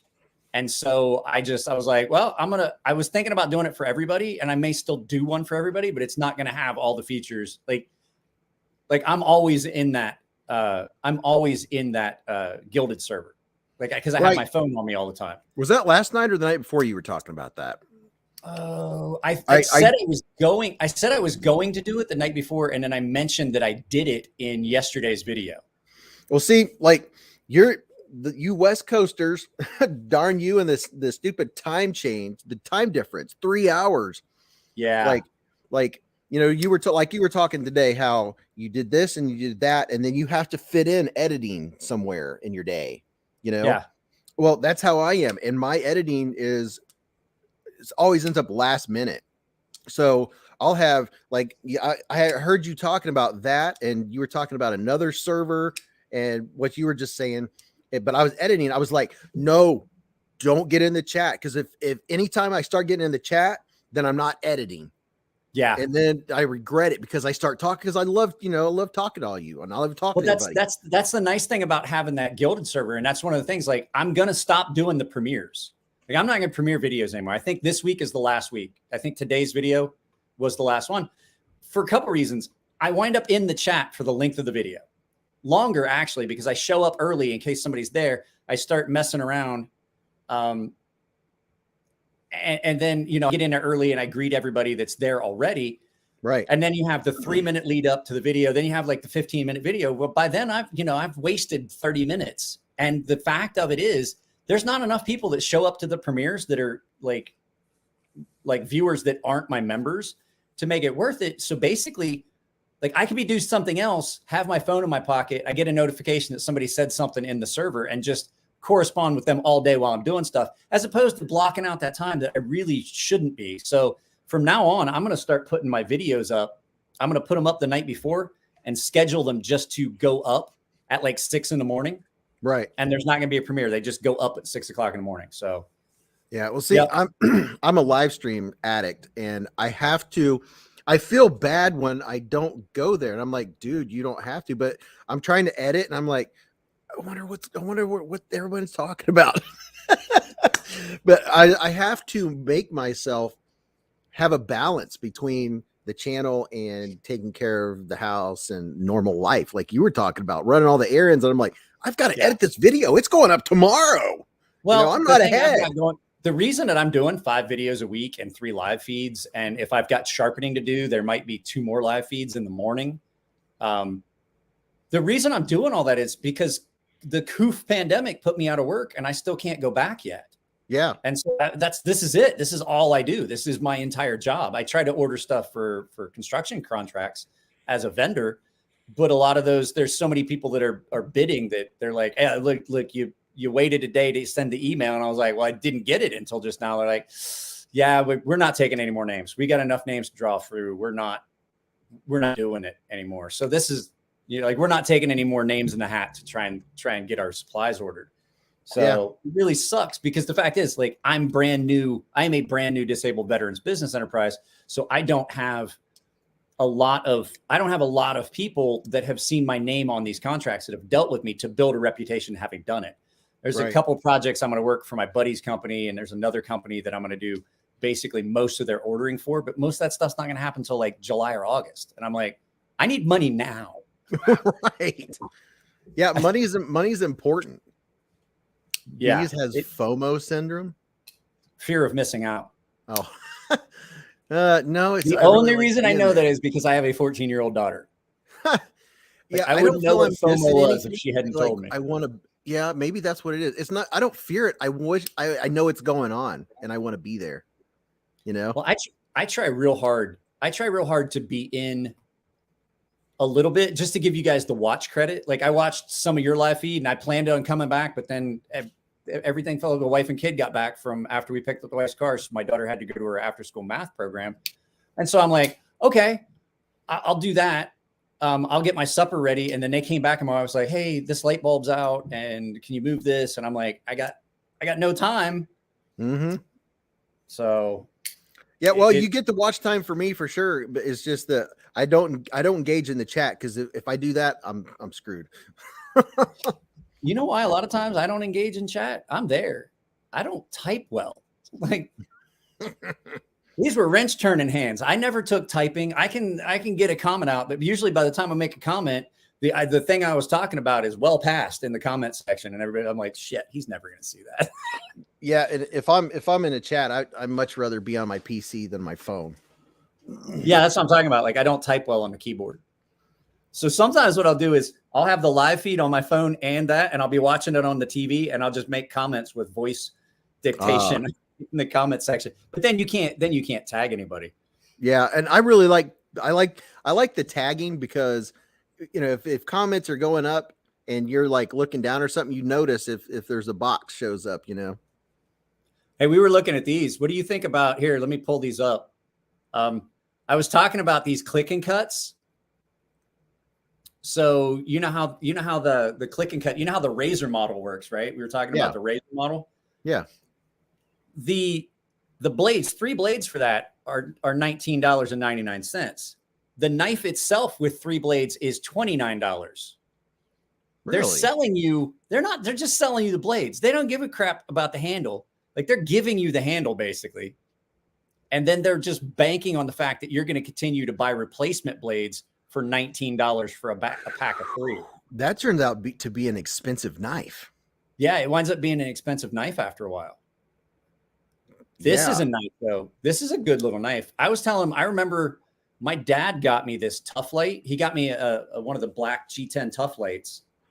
I think he got me one, and then I looked it up and wound up getting one for somebody else. And they were like $30, I believe. What you got there? Yeah, exactly. I have the exact same one. I never had that one. That one just was a little too small. It's tiny. I'm like, I wear a triple XL glove. I don't need it that small. Cue ball.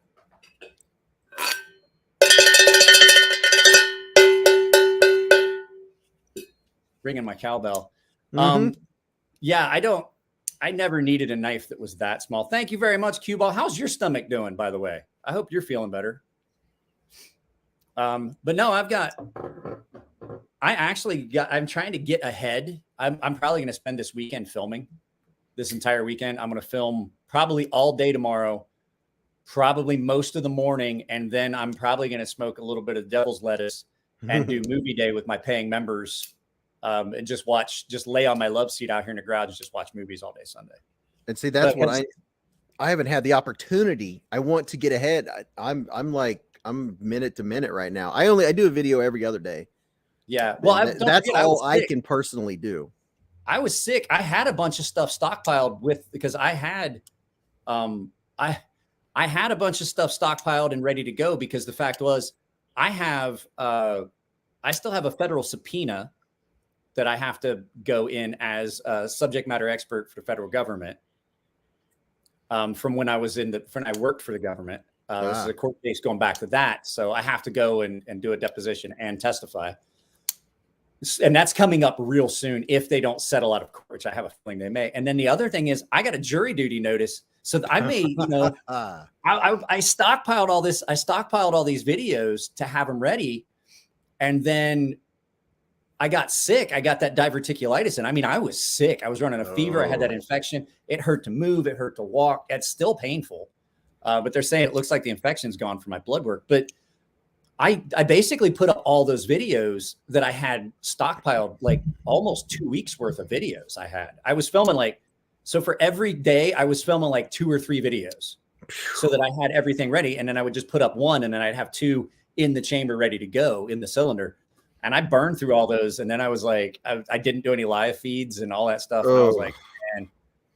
Jeez. So yeah, well, that's, and I know we always talk, all of the creators always talk about it. They think they're like, oh, it's 15-minute video. They videoed for 15 minutes and uploaded it. Yeah, but if you watch mine, like I got the green screen and I do the transitions and stuff like that. Fancy.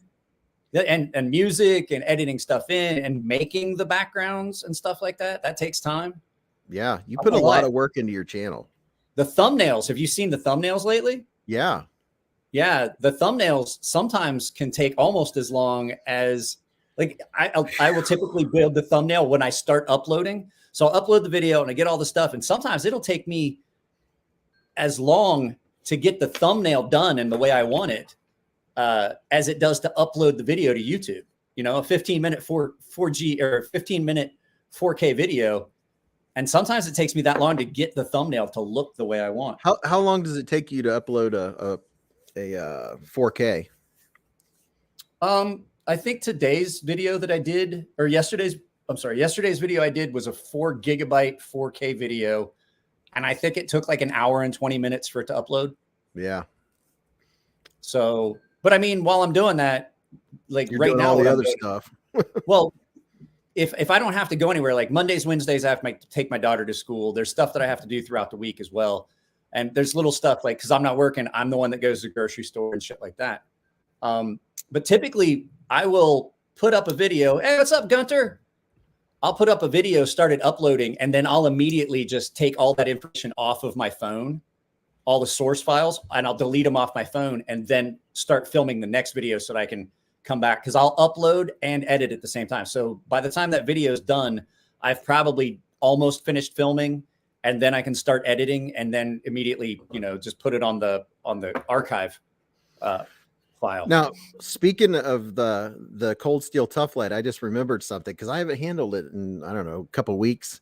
You wouldn't believe my whole knife collection. It's a rare occasion for me not to. I am obsessive. You know, I haven't been into knives not even a fraction of as long as you have. So I still have that kid in a candy store mentality. Yeah. So I go through them. But let me show you something. A modification I did after I got my Cold Steel Tough Light. Let me pull you All up. right.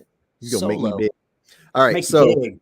you know how the I'll show you on the little one, the regular action on a Tough Light. There's no oh, let me get on there. There's no reverse flicking. It's not gonna happen. Yeah. And you know, it locks solid and Yeah. Okay, there I am. And then it's not gonna drop. Well, I took my bigger one apart and I lightly bent back the spring to take some of the tension off. Yeah. I can reverse flick it. And I had people tell me that. And my whole thing is for that knife. Why would you want to do that? I never cared. Like it's just a slow roll open. A lot of times that's good. Have you Well, seen the reason I did is because I this was last year and I was new and I was like, ooh, a modification I could do. That's why. Have you gotten to ever see one of these Tiger Claws? Some of these knives, these are just rehashes of stuff that we saw earlier in the catalog. This is another Black Talon S35VN. Some of these aren't great. Like I wouldn't want this one. This is really similar to that. Like I said earlier, the Matriarch 2 that I bought for my wife and she doesn't like, so now it's in my case. Yeah, see, here we go again. Click and cut blades. $19.99 for 3. Those are That serrated. stuff is just, some of this stuff is just ridiculous. The Safe Maker 2. I have this.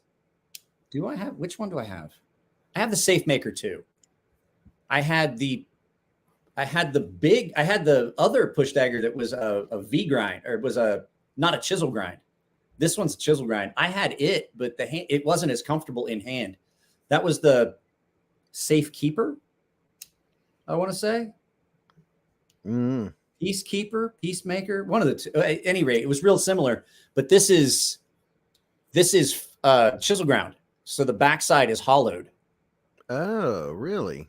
Yeah, I've got mine here. Hang on a So second. I have when you get back, I have a question about what you call a particular blade style.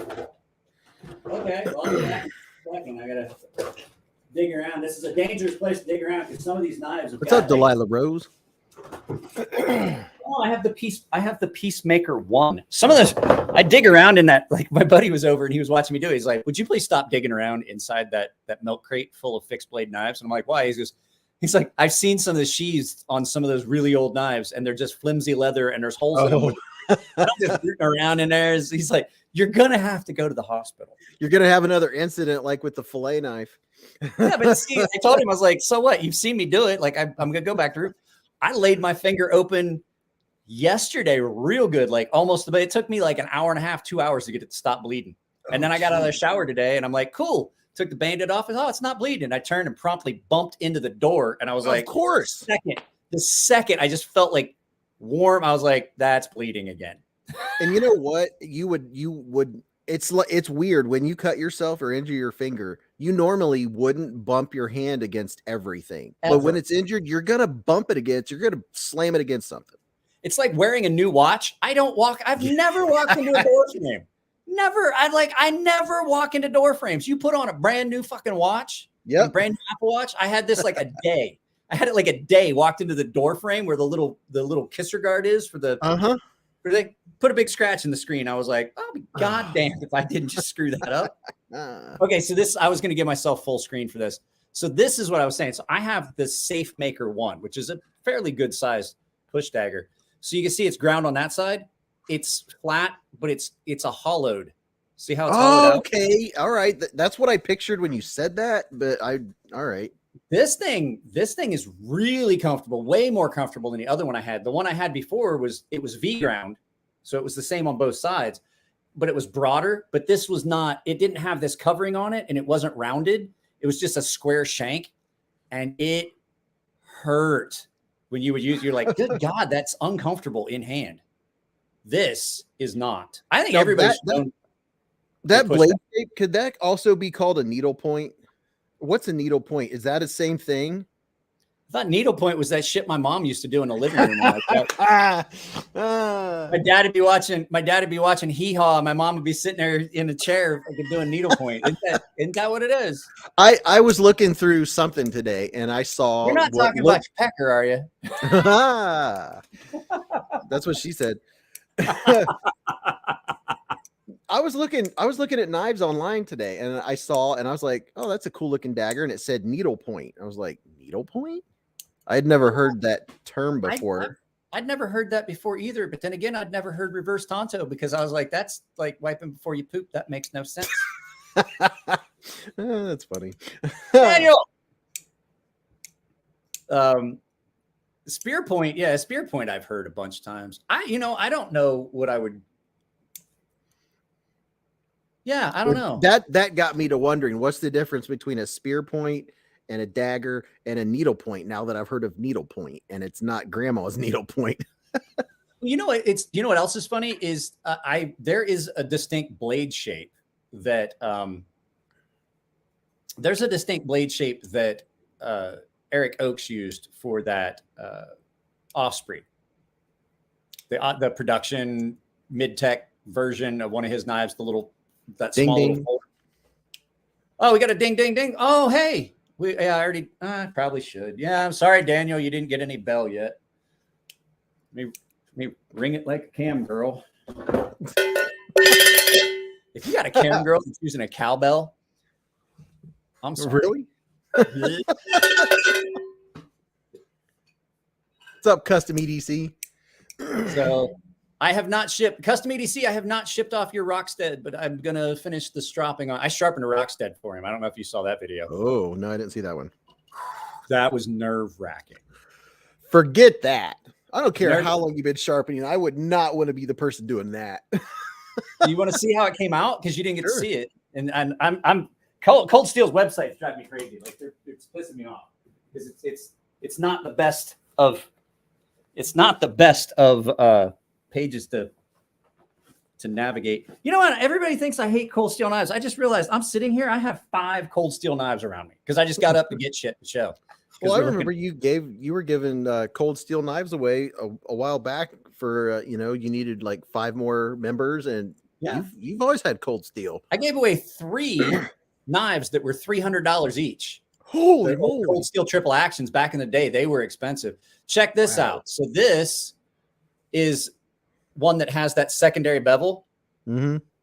Wow. and so I sharpened that forward bevel. And you want it because That the is whole thing is like I nuts. said, you have to stay. You have to focus because you can't make that bevel get any wider because you'll fuck up the primary bevel, and then your edge bevel will look all weird and it'd be all wonky. So to stay inside that whole secondary bevel on that wow. was I was gunning. I seriously thought about I was going to get it started. I'm like, I'll start and then I'll bring everybody in and say, hey, I already, feeling out. I realized how much focus it was going to take to sharpen that. I was like, I can't film this. I will fuck this up. It will be. So here's a question: is it easier for you to sharpen with the cabbage or without the cabbage? No, I don't do any sharpening with the cabbage. Oh, okay. I get distracted too easily. I'll be like doing something with it. And My then, car- then I'd be like, God damn it, I cut myself really bad this time. Oh, look, there's a fillet knife sticking through my arm. So well, I never really was concerned about I would go when I was in the Navy. I'm not gonna lie. When I was on shore duty, I would go to work drunk. But if I knew I had to drive equipment like a fork truck with bombs, no, I would not drink the night before. People were like, "Oh, you're gonna go out tonight?" I was like, "No, I know what I have to do tomorrow." Right. So Yeah, I have 3 Cold Steels. The 2 I just showed you 2 of them, yeah. and I think this is a Cold Steel. Yeah. Oh, So I'm within walking distance of 5 more. I like the sound it makes. Oh, that's cool. You can put it on sounded it. Yeah, it sounded like you used a soundboard just to say. It's like, is he got a soundboard? Yeah. You could, yeah, let me you pull could it. make a spear out of it. Yeah, I've seen those. I kind of the price they want for them on their website is a little ridiculous. I don't even know what Yeah, they go for. this is those. I think they were 100 something. Like this one, the Secret Edge. Nah, I don't know. $44. Let's go. Page 4. Little bitty. Huh? Looks like a little bitty knife. It is. It's one of those little. It's one of their little neck knife fixed blades. Counterattack 1. It's not that actually. That's a really decent boot knife. The Counterattack 1. I've seen it, but it's another one of those. Mike, what's wrong with you? It's one of those other ones like that push dagger where it's kind of hollowed on the back and chiseled. Yeah. So you get the mini tack. I don't like their mini tack knives at all, and I don't like the Finn Wolf design because I think this one may actually, though, as opposed to some of their other ones, this one may actually be Scandi ground. It is. So that's kind of cool. You get a Scandi grind and a folding knife, but once again, look how close that is for that Ricasso. If you're going to sharpen, it's going to be hard on your stones. Oh. Are you going to get past the thumb stud on that? That's the other thing I'm just thinking about. I mentioned this, and I remember the knife now. I mentioned this in a live feed the other night. I had a CRKT Heiho Williamson design. You know the guy. Hey-ho. Well, that's Japanese. It means soldier or foot soldier. I can't remember but it was but he named it, and it was a little CRKT with the easy, the speed safe, and then the auto locks. And I got it, and it really wasn't all that sharp, and so I went to sharpen it, and the blade was kind of weird shaped, and it had these big thumb studs on it. I had to take the thumb studs off of it to sharpen that knife. It just would hit the thumb stud would hit my stones. So I don't know. Some of Cold Steel's thumb studs look a lot taller than they actually are. It's the way they've got them kind of like milled down to like a volcano style. Let me go back in and. What's a volcano style? You know how they point. You see how it's like how it's got that milling line, so it's got several and it's milled up. Right. So they kind of taper up like an upside down. Yeah. It's kind of like a pyramid. Yeah, I always call those volcano. The ones that are really volcanoed are the Sebenza thumb studs. I have so many Sebenzas, I don't know what to do with them. Really? No. That must be a horrible way to live. That was a Bees Blades joke. I'm a budget dude. I know. Well, I mean, most of the stuff that you guys see in videos that's expensive stuff either came from someone else or is stuff that I have owned for a very long time when I worked for the government and I was making more money than I knew what to do with. You were making knife buying money. I was making like $32 an hour. Plus I was still getting my retirement and wow, but it was coming at a price of my sanity and my soul. So you know what? That's a big thing is money is great, but your sanity is even better. I'm a lot healthier and a lot easier and more pleasant to be around now that I'm not working for, because don't forget, I was doing like counterterrorism, counter surveillance, shit like that. It's not like when I would have to go and look at I would read my emails in the morning and my email was fine, but then I'd go to the secret internet room. And that's where I had to sit and read all the everything horrible you could ever picture or imagine in the world. I had to read emails about. Oh yeah. So yeah, we're back to these mini Tough Lights. Now they've got them in a bunch of different colors. I've seen the red and I'm kind of on the fence. I don't know whether I like it or not. Yeah, red, black, blue. This is one that I'm sorry, Cold Steel. No, you should not have done this. One, that's not a Kiradashi. Two, why? It's like it's like when I did the Spyderco catalog on Wednesday and they had that one knife. It was like the knife that they market and they donate. The yellow one?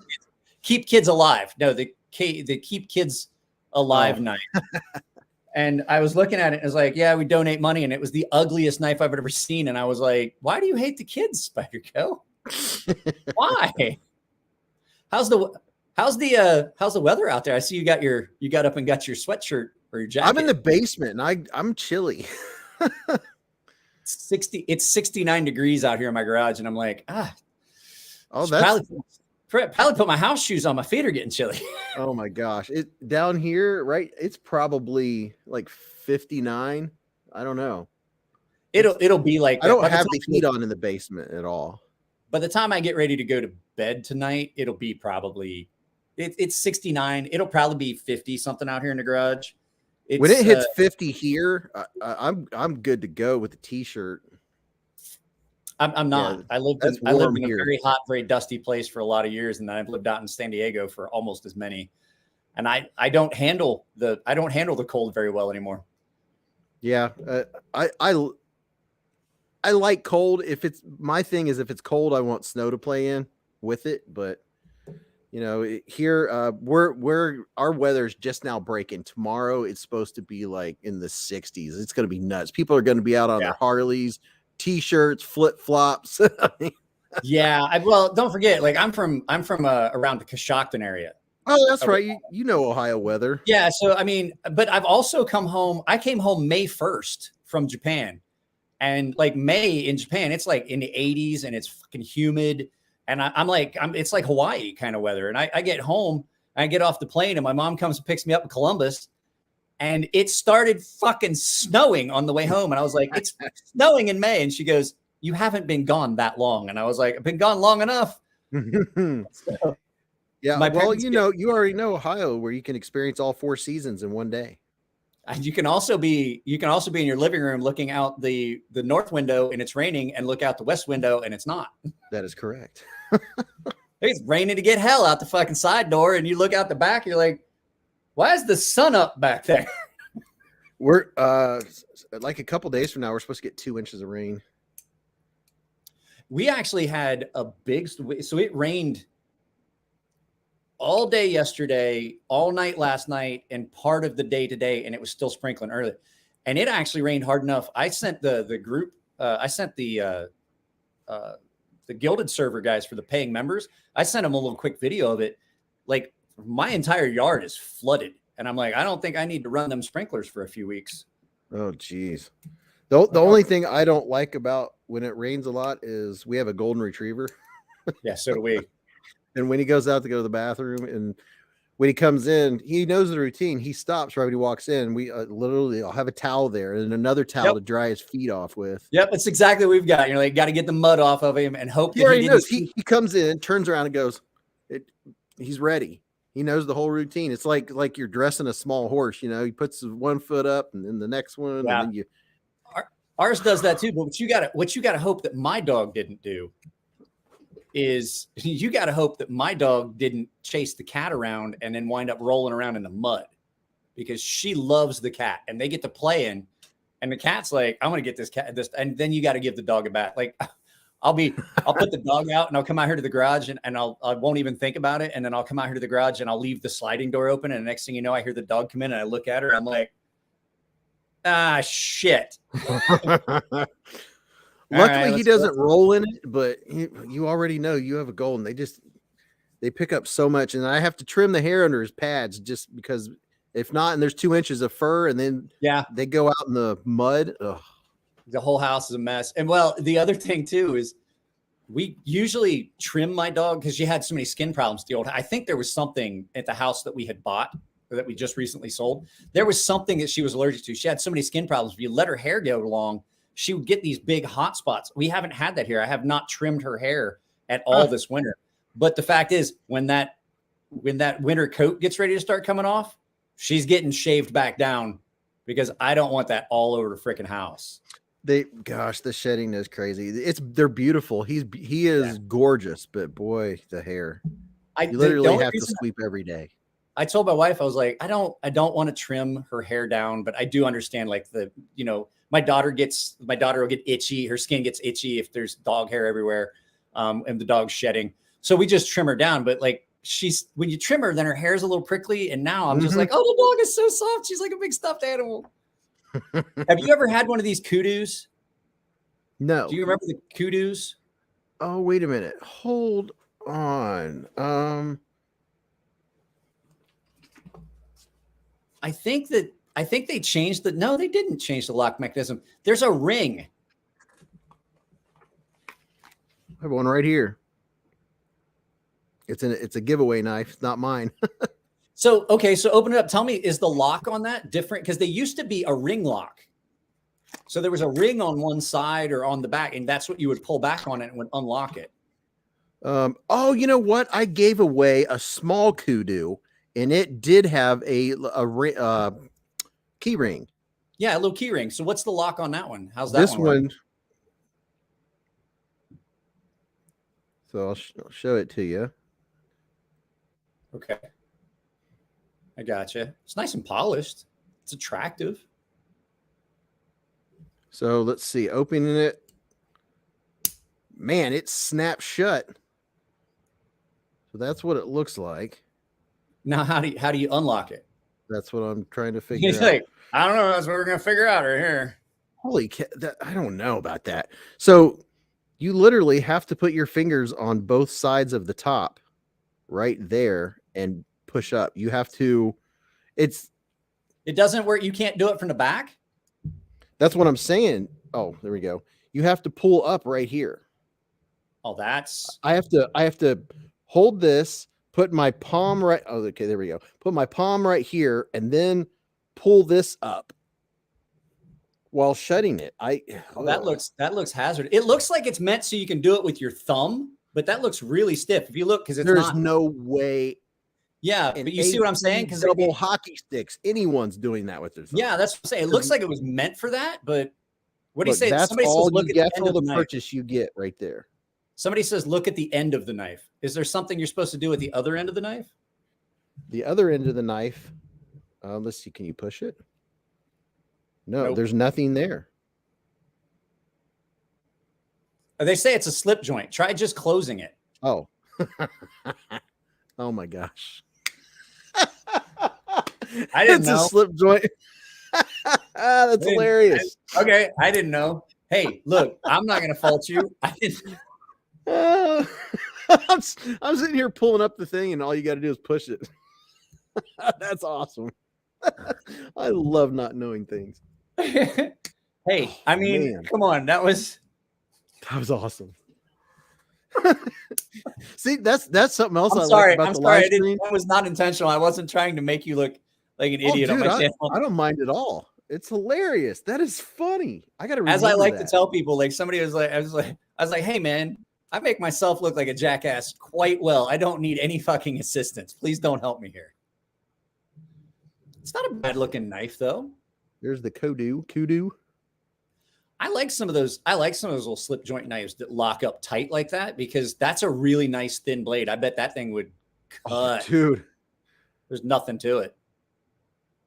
I bet it's got to be like 4 1/4.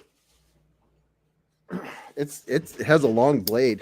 Is that an actual backdrop or is that a green screen that you have a backdrop? No, this on? is an actual. I don't have a green screen. This is absolutely a green screen. I know. So this has a 4 1/4 inch blade. Huh. It's a long blade. How much did it cost? How much did what cost? This kudu. Okay, so let's go This back is to the yeah. 20KJ. It's $8.89 or $8.99 on their Okay. catalog, which means it's probably $5. It feels like Amazon. $5. Yeah, that's. You ever handle a $5 knife and thought to yourself, who would pay that much? Well, I had no idea how much it cost, but it felt like the last kudu that I handled. It feels like something you'd get out of a quarter gumball machine or something. That's exactly what I was gonna come out of a vending machine. This Mhm. the Kobun here, I actually had one of those. It's not a bad little knife. It's just really thin. It's like you look at it and you think you're getting like a Recon Tonto, one of the old schools. It looks real similar to that. It's really thin, but it's not a bad knife, even at $64. That's about what I paid for mine when I had it. My brother has a Code 4. I enjoy sharpening it. The Frenzy, this thing is just ridiculous. This thing is, I forget, its blade is the blade on it. Just the blade is 6 inches, 6 3/4 inches. It's a 12 overall length that says 12 to 14 inches. So I don't know. What is this? See, this is weird. So you have a 5 1/2 inch blade or a 6 3/4 inch long. Oh, that's handle. They've got the handle length and stuff all screwed up on this. Way to go. There's your Companies blade. never do that. Huh? Companies never do that. That makes much more sense. I'm like, it doesn't even tell me what the blade steel is. I would imagine if it's the same as the one it's probably AUS 10 or something like that. It's ridiculous. Like I said, it's like 12 to 14 inches. Make up your mind. I don't know. Maybe that's 12 1/4. I bet that's 12 1/4. Yeah, probably. It's 12 1/4 inches overall. It's way too big. I'm not gonna lie. It was kind of cool and attractive, but then like $449 for a large Espada and S35 VN, the Raha 3 AUS 10, $109. That's actually not a horrible price though. The Raja, the Blue Raja mother. I throw cutlery. I'm gonna watch that tonight after I smoke it. Well, you know what I'm gonna do. 8015 S35 VN. That's not a horrible price. But I'm gonna show you. This is where it gets weird.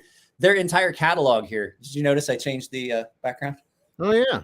Yeah, that's the cool thing about it. Like, I don't, That is everybody's cool. like, oh, I don't necessarily like the background. I was like, I'm in my garage. If I don't have this, you're going to see like laundry and tools and furniture that didn't fit in the house, like a dresser and stuff that out here holding paperwork and a bunch of other shit that's out here no one needs to see. That's why I have a green screen.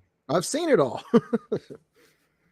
Practically all of this stuff would be illegal in California. I believe that you may be mistaken because I actually owned a lot of this stuff in California. It's not as illegal as you would think out here. California, while it is very restrictive when it comes to pew-pews, actually not too bad when it comes to bladed stuff. Well, San Diego area, some of the other areas are really like nutball about this So it's stuff. only certain parts of California where you have to have a 3-inch blade or something. Yeah. So San Diego follows like just the standard California rules. You can carry any length fixed blade you want as long as it's not concealed. There are no blade limits on folding knives. You don't have to show them. You can carry them. That's not considered a concealed weapon. No autos that are more than, I think, 2 1/4 or 2 3/4 inches. Bally's really, I mean, just the standard stuff that you get in most states where you can't have bally's, you can't have autos, can't have gravity knives, just the Unless you're in standard thing. Ohio, Yeah. I you know. can have anything you want. I know. But here's the thing about their catalog. This is where you get into it. So this is still in stock, but when you start looking at anything you might want, like this one, I wouldn't want. The cruciform dagger, that's something if you wanted to carry like something that wasn't metal and it was kind of inconspicuous, you could carry that. It's just like the little Delta darts. The that is a plastic knife. A lot of these are plastic knives. Then you have the 8015 black S35 EN. That's not a bad price, $269. I actually had this knife, the AK-47. This is one of those ones that's on that list of things that I had that I wished I still had, but I never carried it very much. And I sold it to a kid that needed a knife. When he got out of the Navy, he became a DOD cop and he just wanted to have a knife in his pocket. And I sold him this one cheap. And I was like, shit, but I haven't, it's listed out of stock. And I'm afraid a lot of these knives that Cold Steel has listed out of stock are going to just disappear from their catalog entirely. Oh, That's typically what you see happen. And then there is stuff that's already disappeared. Like I was telling everybody, the Cold Steel Pendleton, the Cold Steel Pendleton Custom Classic, probably one of the best fixed blades I've ever handled as a production fixed blade. They don't make it anymore. It's not in their catalog anymore. so why are they not making things? Just they're not selling enough of them, you think, or what? This is like a $400 knife. So I Well, I imagine meant that like this in is general, they sell. have knives that are disappearing. You're saying all these ones Well, that are out of Steel's stock, they famous for probably that. won't They make just- more. They just stop making shit. Like, and it's always the stuff I like. They're like, oh, I have Emler this. likes it. Oh yeah, like the triple action. I liked mine, and they like some of this stuff is ridiculous. This Espada, this is like their lightweight Espada, to $299.99 in OS 10, which is not a bad steel. But like, who of us really needs a 16 3/4 inch knife? Oh crap! Fuck. I'm sorry, guys. Hang on a second. I didn't reset us. There we go. Yeah, like I was saying, this is a 16 3/4 inch knife on this Espada XL G10, $229. Like I said, I have friends that's trucks don't have that kind of clearance, like 16 inch clearance. I mean, is that like, what would you want to carry that for? I don't know. Like, I don't see a purpose carry for that. Like, that's not. I carried one. That's more of a conversation piece. Exactly. This is that guy that pulls that knife out in public and just wants the attention that it's going to garner because he likes negative attention. Because even though it might not be illegal, somebody's going to say something about that. Yeah, or they're going to look at you really weird and get their phone out. And they're going to call HR. Oh gosh, you pull that out at work, you're out. Come back to your desk and you're fucking like, you have a message. Sarah from HR would like to speak to you. You're like, shit. More like I'm not. a couple cops come walking up to your desk. I'm not gonna lie. There was more than one time when I worked for the government that fucking I get a message like, yeah, this is Beth from HR, and I'd be like, shit. Which one of the military kids complained because I called him a pansy ass, candy ass? You know what?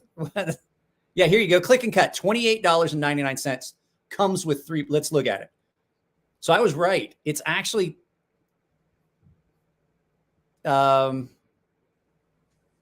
exchanging the blades is easy. It comes with 3 blades. Actually, I think it comes with 4 blades. So you get the Tonto. Let me see here. Now it comes with those blades that you see.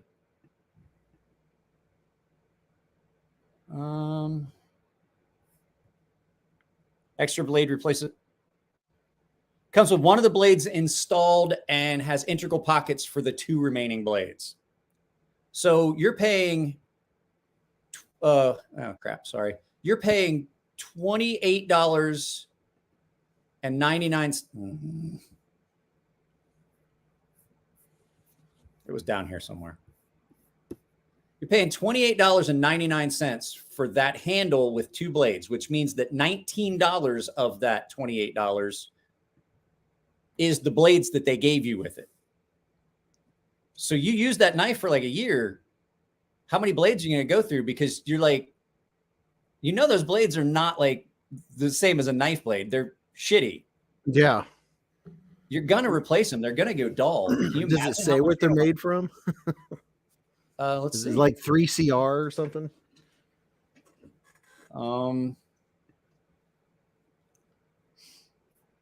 Blade steel is 40. It's 42.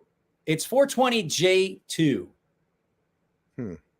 420J2. So that's. I don't know what that is. That's a shitty steel. And then you got these, like these are their plastic daggers and stuff like that. And everybody's like, oh, well, you have to have something metal. I was like, yeah, but they can get around it by just putting that ring on there. That's the metal. That's the metal thing that's supposed to set off metal detectors. That's why they all have a metal ring on them. Oh. So we're not going to go through the entire catalog. We're just going to go through this stuff. Then these are their plastic ballies. And then their shark pocket or their pocket shark pin. But this is another one that's one of those pull knives. This is that one that's that pocket Bushman. The pocket Bushman's got you pull to close it. You have to pull back on that string, and it pulls the lock back, and then it closes. And it's just it's a folded over piece of metal to make the handle. Really cheap. How much are those? I can't see. $44. Wasp. Pocket Bushman. A jungle. This is actually kind of cool. Have you seen these? They're honeycomb. So it's that cruciform dagger, but it goes inside a hairbrush. Ha. That's pretty ingenious. Oh, that's what it was. There we go. Mike called me somebody. I said somebody had said that. It was Patina. Couldn't remember. He feels special now. Called him somebody. Yeah, I just want to go through because I just wanted to show everybody the last thing about like how bad their website is. See, they have the Pendleton Light Hunter, the Roach Bettley, the Tonto Light, the Peacemaker 2, the Voyager Chris, which that's a stupid thing to sell. I have a Voyager Tonto, not the XL. We talked about all these. The gold, the Girk, the 8010. I was hoping they would have the 8020 on here, but they don't. Here's another little, this is basically another tie light. So there's duplicate stuff on here from stuff we saw earlier. Yeah, I see, like now you're seeing more tough lights, C-clips, all this stuff. None of these are great. There's the Kudu. See, I knew that the Kudu had a ring on it. This is what I was talking about. I was asking about the ring because with that one, you put your thumb in the ring and you lift up, and that's how you unlock the knife. Yeah. If I remember correctly. I had the smaller one and it had the ring on it. Yeah. So it was donated and I gave it away.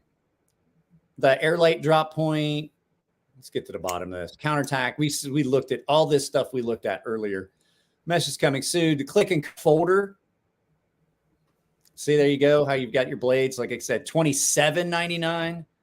And the click and cut Slock Master, $33.99. But here's the thing. When you look at their website, so it has new products, Knife Purpose, So you have the everyday carry, which is 40 of 200 items. If you go to hunting, the majority of the knives that you saw in the previous are there. And then if you go to outdoors,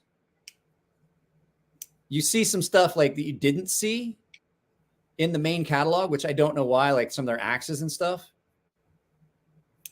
But like their stuff overlaps. Like why not just have a product? You know what I mean? Like the product guide, just have all of your products. There you go. 315 products that we looked at on there. And their price, I was hoping, the reason I wanted to do this is, well, one, I had a guest that canceled, and the guy that was supposed to be my backup was like, hey, I know I said no matter what happened, I'd be able to do it. He was like, but I can't do it. I was going to do this on Wednesday like I did with the Spyderco catalog. But the thing I was going to show was like their website's really hard to navigate. And most of their catalog, when you go through there, I'd say like 40% of the knives in that catalog were, when you get ready to go out, they're out of stock or product currently unavailable or product coming. So, yeah, I wish there was a better way to do it. Like if it's out of stock and why keep it on the site if you're not going to make it again? That's one thing. Yeah. Well, they've been famous for doing that. Just say discontinued if you still want to show it for some reason.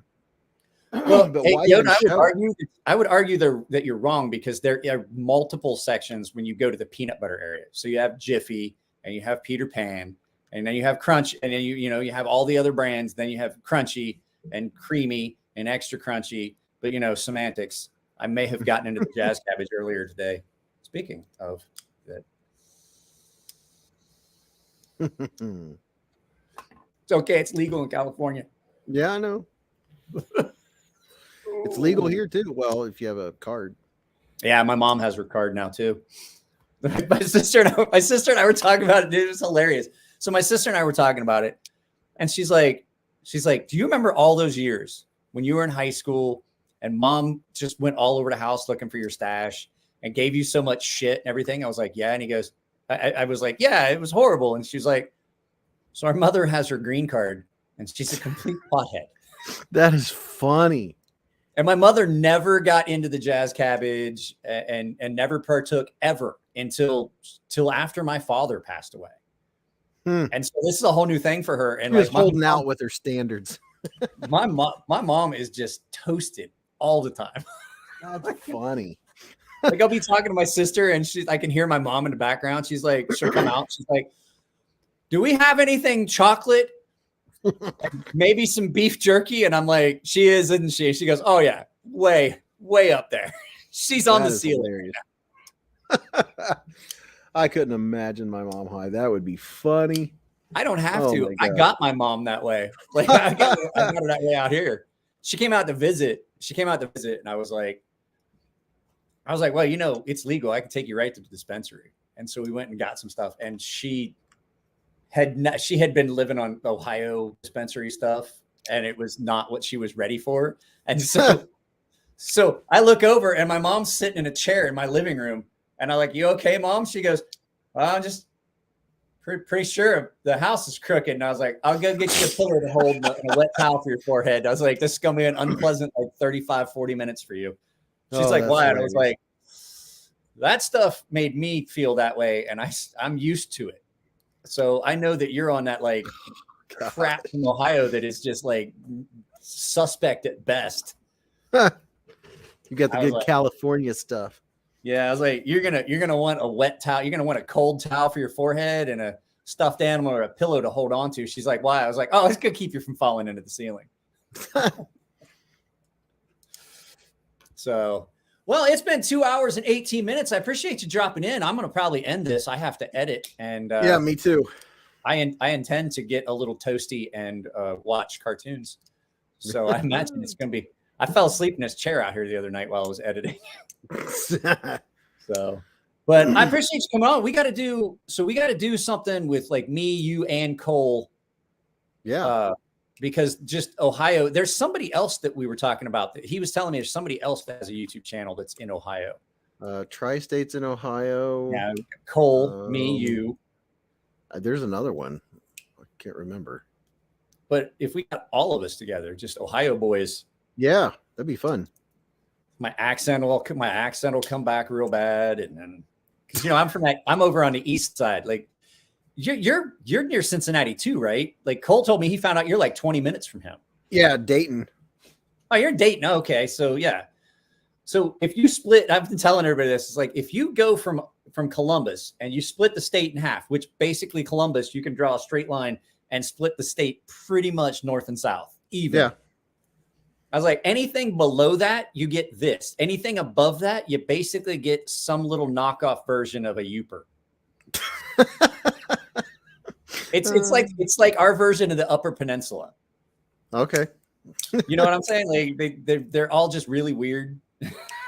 Yeah. And then once you drop to Cincinnati, they have their own accent. You can tell. You start dropping further south, and then you hit Kentucky, and it switches. It's basically Kentucky. It's almost Kentucky. Almost. And then you got me. I don't have my accent as badly, but so I'm closer to West Virginia than I am to Columbus. So I get that West Virginia accent, and I got rid of my accent because, well, I don't know if you know this, it's not real appealing to women, and I liked getting laid, so I got rid of my accent. I'm like, go away. I don't even know what the accent is. I can tell if someone's from Cincinnati, though. I can tell. Well, if you're from West Virginia, you talk a lot like this. How you sound? You draw the like any word that has an O sound, a sound, any sound. You got house to house. Okay, I got you. It's not a roof. It's a roof. You go up on the roof and look down, and then you can see the creek down there where it takes a turn down towards the riverbed. Oh yeah, I got you now. You get down there, you pert near to my house. Pert near. Pert near to my house, not my house, my house. My house. So it's all the O's. It's anything with O, and then I'm in the foothills, the Allegheny Mountains. Then you got shit words that no one has ever heard because they're throwbacks to when the railroad got that far, and the dudes that were from Ireland and the guys that were like the poor people from England, and they still spoke like some old English. All that shit gets stuck there, like weird stuff. Like sodas aren't called a soda; it's called either a pop or dope. Go down to the soda.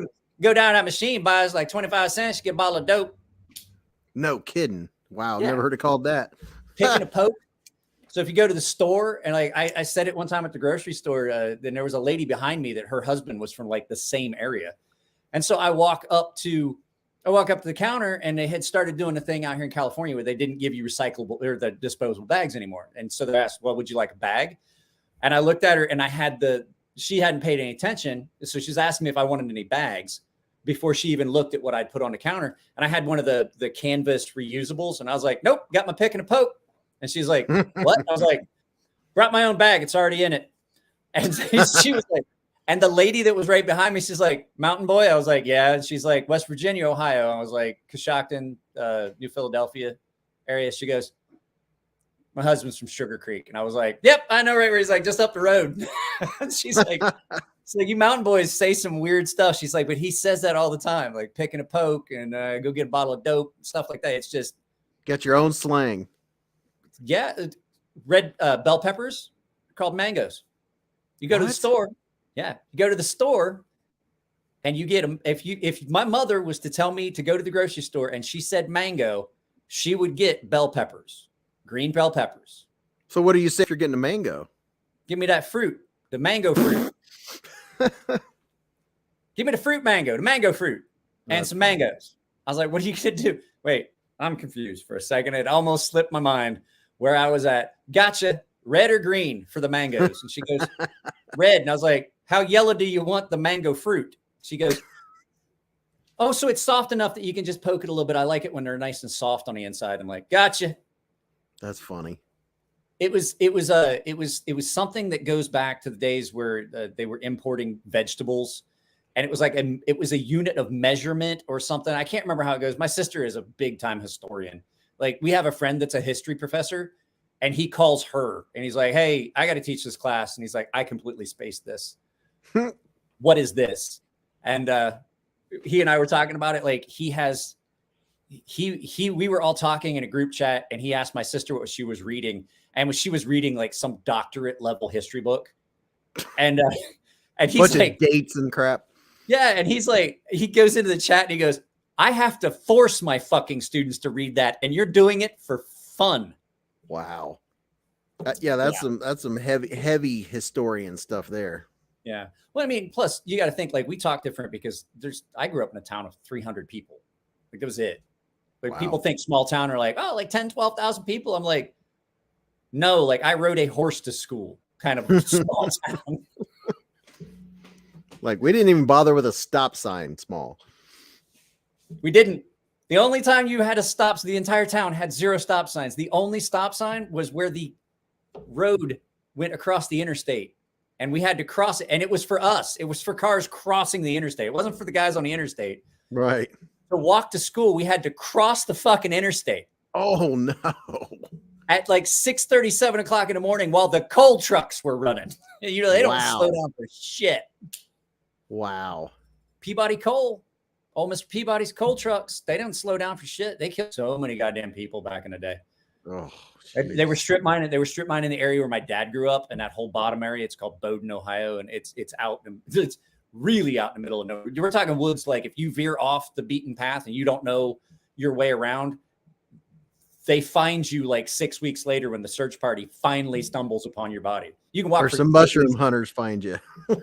and that's usually what it was, and that's how I know that area so well. But like outward, they strip mined a lot of that, and they were running coal trucks, Peabody Coal, and it was famous. Like if you see a Peabody Coal truck coming up behind you, either speed up or get out of his way because they Get will out push the you way. right off the road. Because they had the company was losing and hemorrhaging money, and they were on such a tight deadline that their drivers were like they get penalized if it took them too long from point A to point B.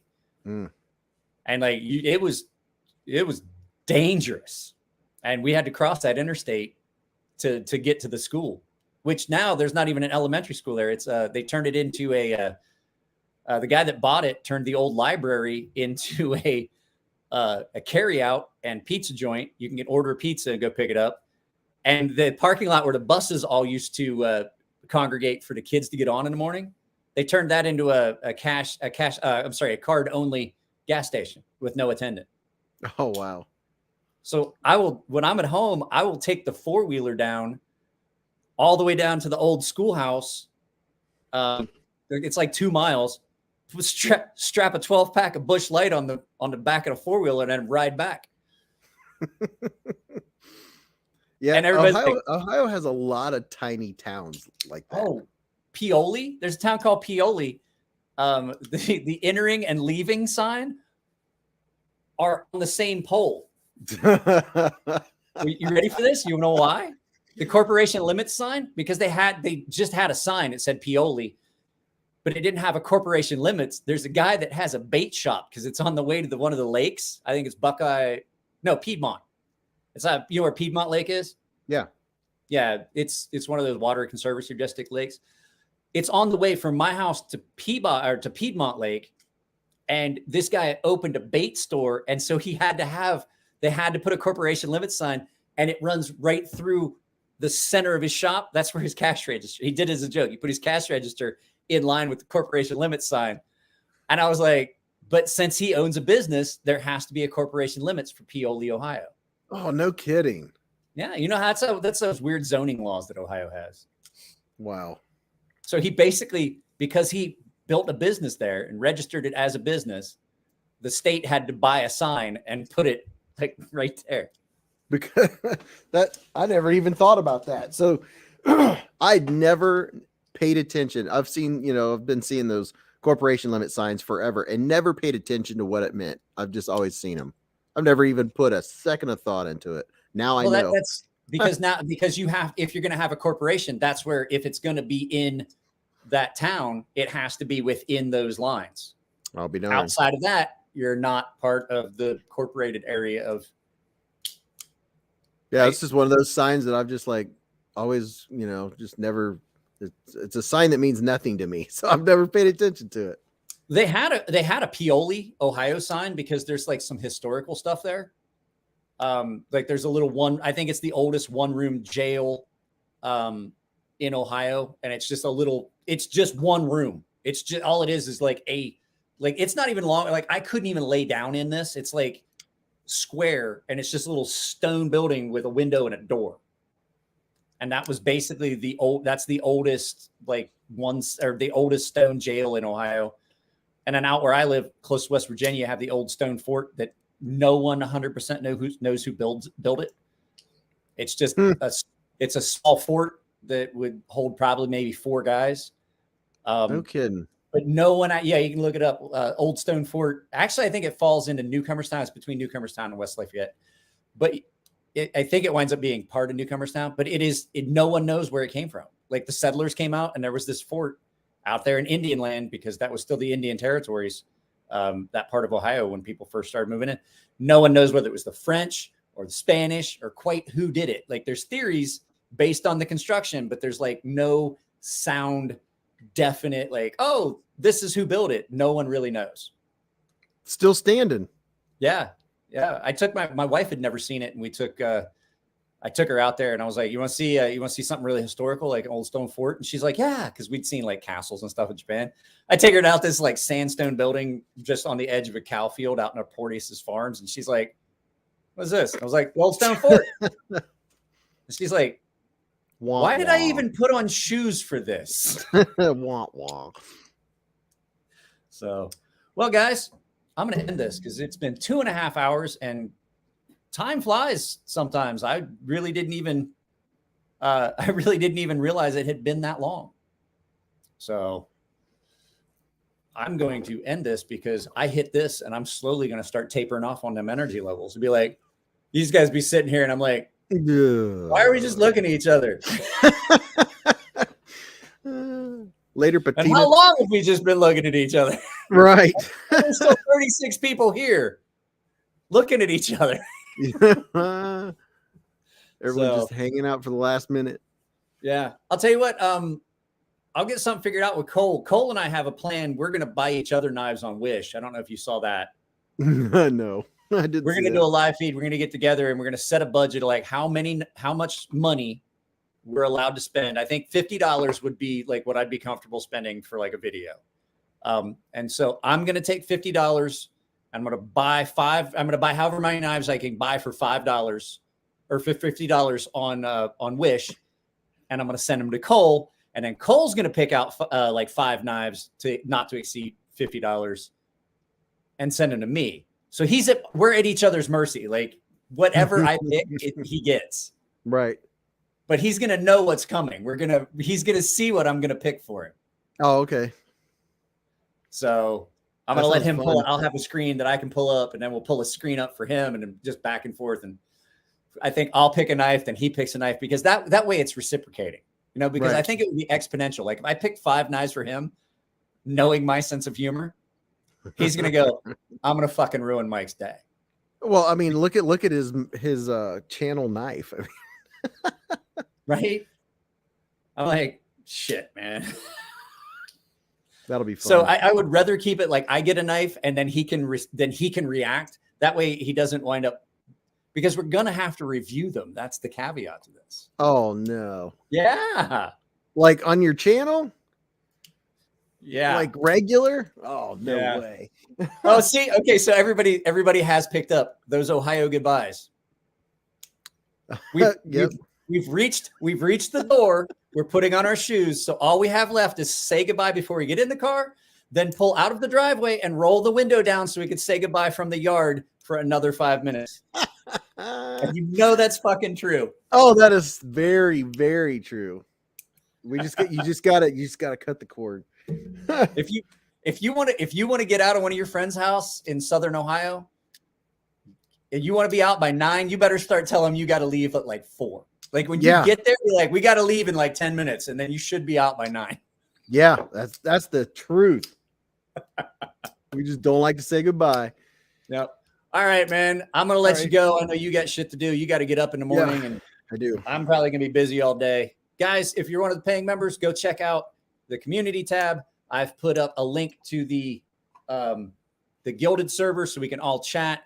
Once I figure out if I want to do it, I might set up a limited version of the server for everyone else. But right now I'm focused on that. I want to get that set up. It's a benefit for those guys. So if you haven't already done it, I am going to do movie day on Sunday. So I will put a link up to the room. So if you want to join in the chat, like me and Murky always do, and just watch a movie and then talk and bullshit, I don't censor it like I do the chat here. So you say whatever you want. I don't care.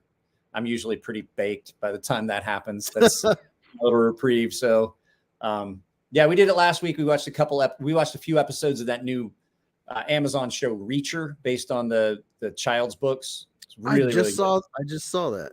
I didn't see it. I saw the ad. I was like, what? You should watch. Don't start it tonight unless you have time to be up all night. Because Oh, I no. watched all 8. I watched all 8 episodes of the season in a day. I'm like, I'm watching this. Now I have an hour's worth of stuff to do before I go to bed, so I'll get about 4.5, 5 hours of sleep tonight. Yeah. All right, guys. Well, we got to go. He's got to go. I got stuff to do, and I eventually want to be able to play some video games tonight because now I'm partaking of the Jazz Cabbage. So now I want to play video games. So Thanks for guys, having me. let's count it down. We're gonna run the countdown on the way out, mainly because I enjoy it. 29, 28. 27. 26, 25, 23. 22. 21. 20, 19. 18. 17, 16. 15. 14. 12. 11. 10, 8. 6, 6. What happened to 7? 7. 5. 4. 2. 1. 0. I just do that at the end because I love that countdown. Best thing I ever found on the internet. Guys, I'm out. I'll talk to you later. Beast, All right, thanks later. for stopping by. Yep. I'm ending